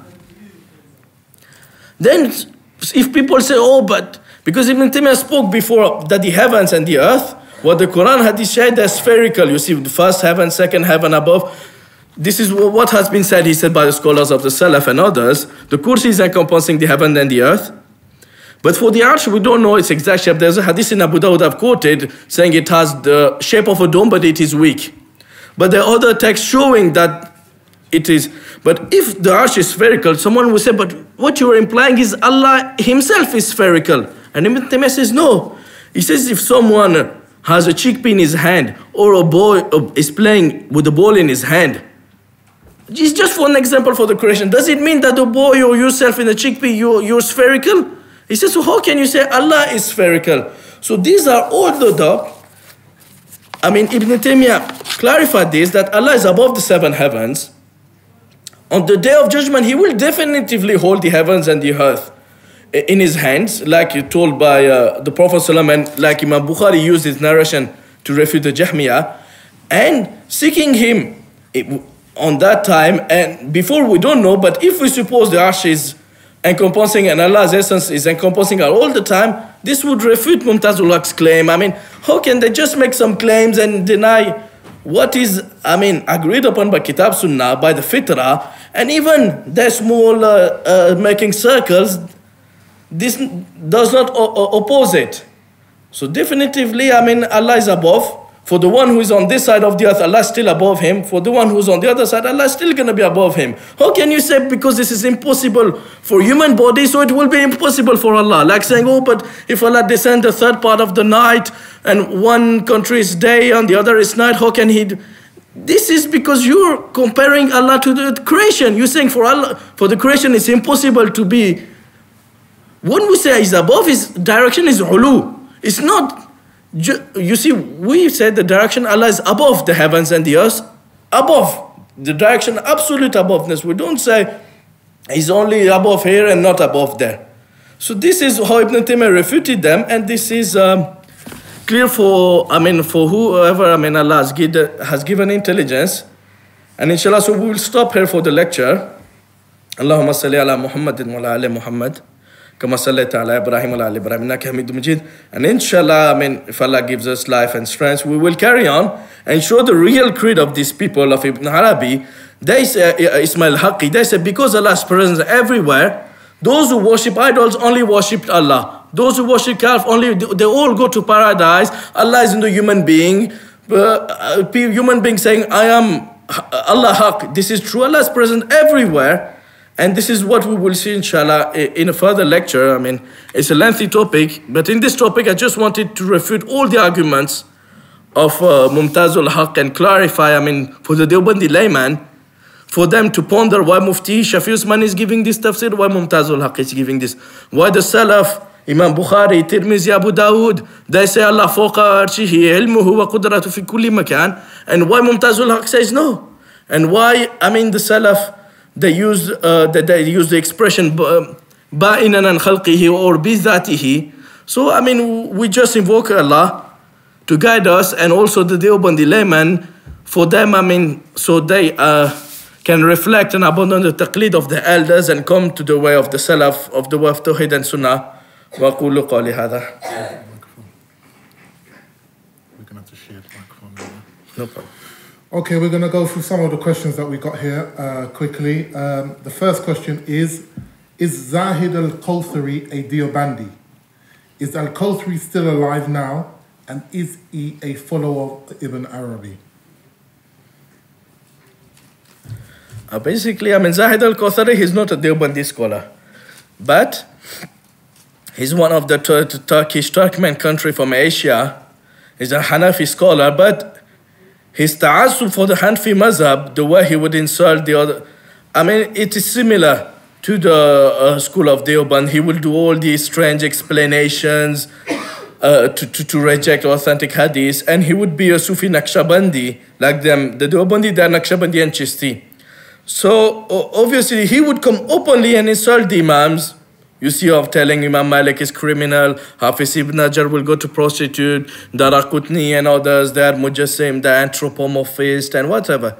But Deobandi, they follow him a little bit, but they're trying to show that they are not the same, but in fact, they're very close. And obviously he's not alive, he's dead. Is he a follower of Ibn Personally, I haven't come to his writing on Tasawwuf. He has a book about Tasawwuf in his and others, because he's Naqshbandi. Most of the later Naqshbandis, like Abdurrahman al-Jami, he's done an explanation of Fusus al-Hikam. So, this is just to say that most of them, the later Naqshbandi, Shazili, they're all going to be upon the school of Ibn Arabi. They're going to quote them, refer to them, and call him Sheikh al-Akbar. But I don't know direct quote, but... The next question is, did Zakaria Kandlawi repent for the books such as Tabliki Nisab? And if so, where can I find this evidence? Is Ibn Arabi mentioned in Fazal Amal? I have personally I didn't come up anything, even Deobandi or Salafi, Alul Hadith, any scholar saying he repented from his Fazal Amal. It still was sold and spread and never heard about this. And obviously Ibn Arabi is mentioned in Fazal Amal. He mentions in many places, like the murid should be like a dead body. I've heard this from some scholars. The murid with the shaykh should be like a dead body. That's what Ibn Arabi says. And he also mentions, in many places, in his Fazal A'mal, some stories related to Wahdatul Wujud. And inshallah, the next time we will quote some, he mentioned some sayings of Rashid Ahmad Gangohi, that I am a liar, I'm nothing. Speaking to his sheikh, I am nothing, I am only your shadow, you and me is shirk upon shirk. So he's saying you and me is shirk upon shirk, we are nothing, and it is only Allah, we're only Allah's shadows. And there are many in Fazal Sadaqat and many others, some clear references to the creed of Wahdatul Wujud, that Allah is present everywhere. The next question is, which book do you advise the one who is a beginner in Aqidah with? The one, the book of relating to the one they do in Pakistan, they have obviously Fathul Majid, Kitab Tawhid with Fathul Majid in the Durus. Asma Sifat, they have Aqidah Wasitiyah first, you see. So I don't know exactly how in Saudi University, if they have preliminaries. No, even in Pakistan first, they have a book of Ibn Usaymin, Aqidatul Muslim, something, a name like this, small one. And then they have Al-Wasitiyah. So obviously, the Wasitiyah, I've seen in English a good explanation, obviously, of it, of Ibn Usaymin in 2 volumes. It's very easy, simple, and it speaks about all the attributes. You see, what I've mentioned about the nearness of Allah, he also mentions it, and Ibn Taymiyyah, and he gives simple and clear examples. So obviously, Aqidah al-Wasitiyah is always a good, short, book, and all comprising. Tahawiyahs, some of the topics are very complicated. Obviously, beginner, he will struggle to. Next question, is Allah on his throne or above it? All these meanings, they're the same. On and above. The Salaf, they use the ala al-arsh, fawqa al-arsh. You see? So all the meanings, they're the same. I don't know, where on and above, what's the difference exactly? But okay. Did any of the Salaf refute tafweed or the sifat of Allah, Where did tafweed come from? I've heard that the madhab of the Salaf is to make tathabbut of the istinbat. What does this mean?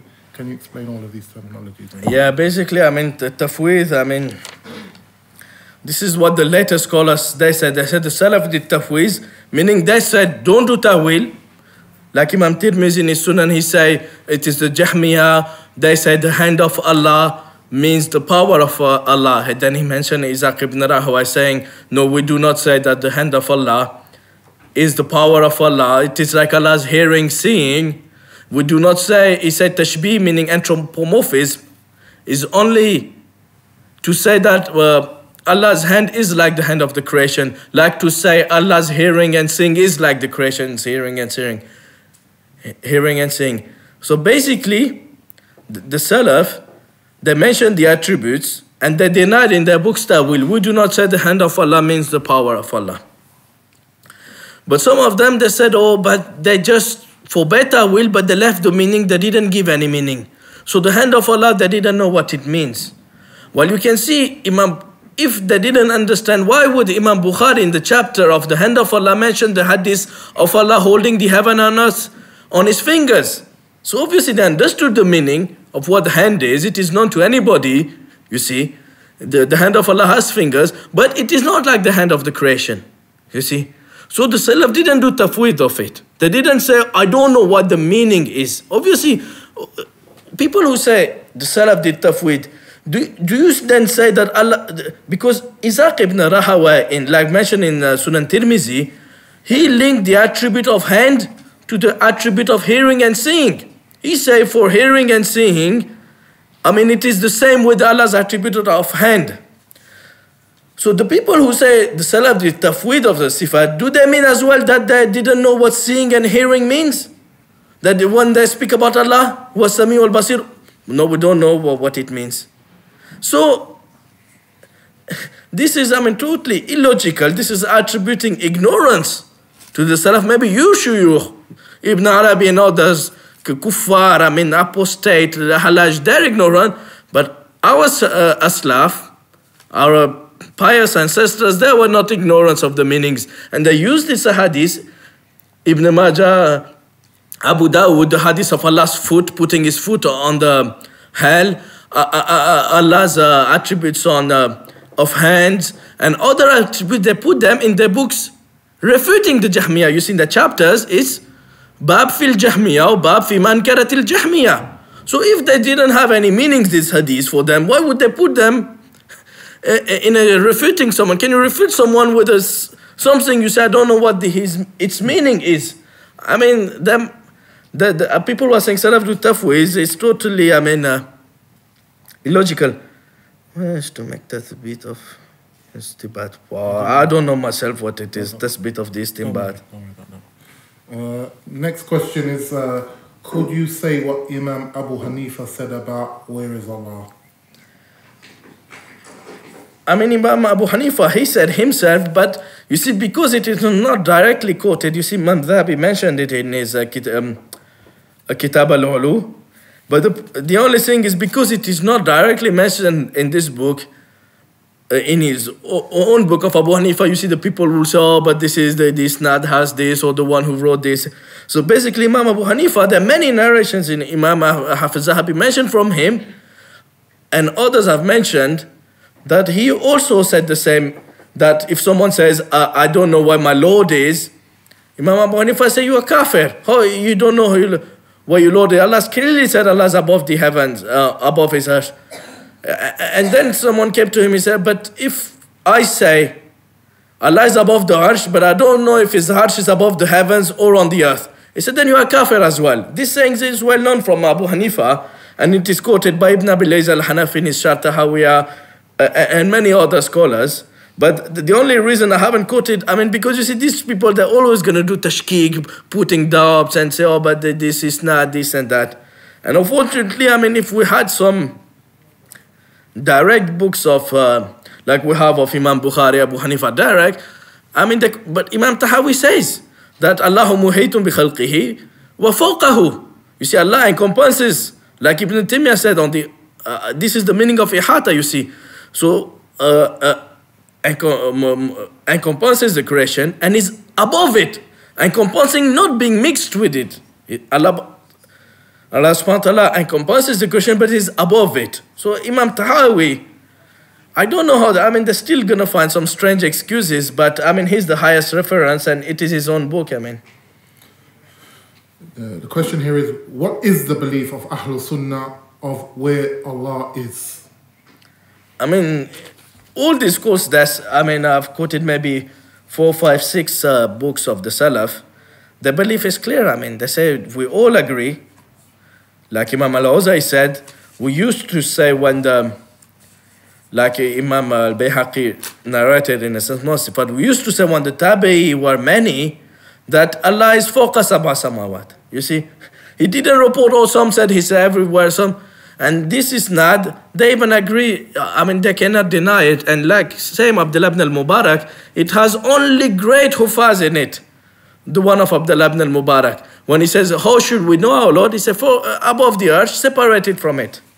So, this is, there's even the fitrah of an intellect, everybody will seek Allah above. And one thing I remember, Mumtaz saying, oh no, but the fitrah tells you feel Allah's presence everywhere. I don't know if he's having some delusion or what, or he's saying even the Christians say, the Christians, like quoted by the Salaf, they also say in the Injil, our Father who is above the heavens. They don't say our Father who is on earth or present everywhere. For them, it's an heresy to say. So I don't know why Mumtaz says, maybe it's the people of Wahdatul Wujud feel Allah everywhere, but none of the Salaf in this ayat or said we feel the presence of Allah everywhere. The Muhaddis said no, they all Prophet pointed, the Sahaba pointed above the sky. They said fi sama, fawqa sama. Zainab bin Jash used to take pride over the wives of the Prophet, saying Allah married me fawqa sab'a samawat. She didn't feel what they feel. Obviously we have the feeling of Allah power and being above the arsh. But I don't know what kind of fitrah he's speaking about. It's the fitrah of the people of kashf, delusion, the fitrah of the people who say Fir'aun died upon Iman, or the fitrah of the people who say the mushriks, they were drowned in the ocean of Allah's ahadiyah, unicity, and they were right to worship idols. This is their fitrah, not the fitrah of anyone in the street you can catch. And the last question is, why do they say that Allah subhanahu wa ta'ala is everywhere? Basically, this is what Ibn Taymiyyah says. Ibn Taymiyyah says in his books, he says Allah never negated in any text, or the Prophet or the Salaf said Allah is not above the arsh. You see, there are some verses saying Allah is above the arsh. There are some verses saying Allah is with, some saying He is close, but none of the Salaf or the Quran Hadith says Allah is not above the arsh. So, we ourselves wonder how they can say Allah is everywhere. Did Prophet said, Allahu fi kulli makan? You see, did Allah say, Ana fi kulli makan? So, basically I've explained to you the reason why they say Allah is everywhere is because they are upon the Batini creed of the school of Wahdatul Wujud. This school, it started at the time of the Sahaba, and it mixed up the Greek philosophy, the creed of the Majus, and whatever people in these regions. And Al-Hallaj spoke about it, and others carried on hiding it in the Turuq Sufiya. And Ibn Arabi explained it for them. Allah is present everywhere. Allah is present in the human being. He's present in the jugular vein. For them, everything is Allah. It's only your imagination makes you see as a human being. They have many explanations. We'll see, that they say that what you are is only a reflection in the mirror. You don't exist. You don't have an essence. You say like, you have a person enters a room, he's got 100,000 mirrors. In one of the mirror, he'll be eating. In one of the mirror, he will be jumping. But they are all his images. So they're saying all the creation, we're all the reflection of the same essence. They have and this example is the example given by the Christians. They have other explanation. They say like water and snow, ice. Abdul Karim Al-Jili, he gives this explanation. They said the relation between the creation and Allah is the relation like the snow and water. He said it is the same essence, but some will come in the air, some will come with snow, some will come in water. But the essence is one. This is what the Christians say exactly about the Trinity. And for the reflection in the mirror, this is what Rahmatullah al-Hindi, he says as well. The Christian, to explain the Trinity, they said the relation Father and Son is like the relation someone looking at his shadow or the image in a mirror. So this explanation, none of the Salaf gave them. And this because they are in Turuq Sufiya, the Deobandis, Chisti, Naqshbandi and others, they have been taught this by the elders. That you don't exist, there's only one essence, La mawjuda illa Allah, there's only Allah's existence. Affirming two existences is shirk, like they said in Fazal Sadaqat, you and me, shirk upon shirk. Affirming two existences is shirk upon shirk. There's only one existence. It's only your imagination which, and once you have annihilated all the drugs they're taking to annihilate themselves, then you will see only the essence absolute. And at this, I mean, we're going to read all the stories, what Imdadullah Maqi said in Ziyal Qulub, all the universe will be in your control once you have, he says in it, we're going to see next time, in his Risala, Imdadullah Maqi, that when the Salik, meaning the Sufi researcher, wayfarer, they say, he has reached the highest peak, for them is Wahdatul Wujud Fana, they say he has reached the reality of humanhood, which is Al-Uluhiyah. And he said at this time he knows the truth that the human being, in apparent he's a human being, fi zahir wa fi batin he's Allah, he's God in batin, in himself. So and everything in the heavens and the earth, everything is given control to him. This is, I mean, concept of perfect human, insan kamil. They have lots of fairy tales, but we're going to see. They believe in Imdadullah Maqi, that human being reaches his haqiqah, which is al-uluhiyah. And then he calls other people to this truth. But then he said, we should, ifsha'u sirra rububiyah shirk. He said, this secret of lordship should not be divulgated to anyone, except the elite. They say, disclosing to everyone is shirk. And then they say in the other books, you should only give it to khawas. Like I've said at the beginning, what's the Irshad al-Muluk? He said, there's a secret knowledge, it's only for the khawas. The Prophet didn't taught everyone. And then they say, that he taught this secret knowledge to Ali, and like all the Turuq Sufiya, they have this, like the Shia, the Batini silsila up to Ali, they don't have up to Abu Bakr, Umar or Uthman. And they said the secret knowledge Ali told to, a Prophet told to Ali, we have this in our tariqah and we're not allowed to disclose it, else we will be killed. But this is what they believe, you see. They believe Wahdatul Wujud, you see, La mawjuda illa Allah. And what I quoted at the beginning, Darul Ulum Deoband, Allah har cheez mein mawjood hai. Allah har jagah mawjood hai. He's present everywhere. And har cheez mein, he's present in everything. So, I mean, this is Wahdatul Wujud. They're spreading these books openly. They're not even hiding. Fusus al-Hikam is clear. Anybody can look it online. It's people who worshipped idols, they only worshipped Allah. So.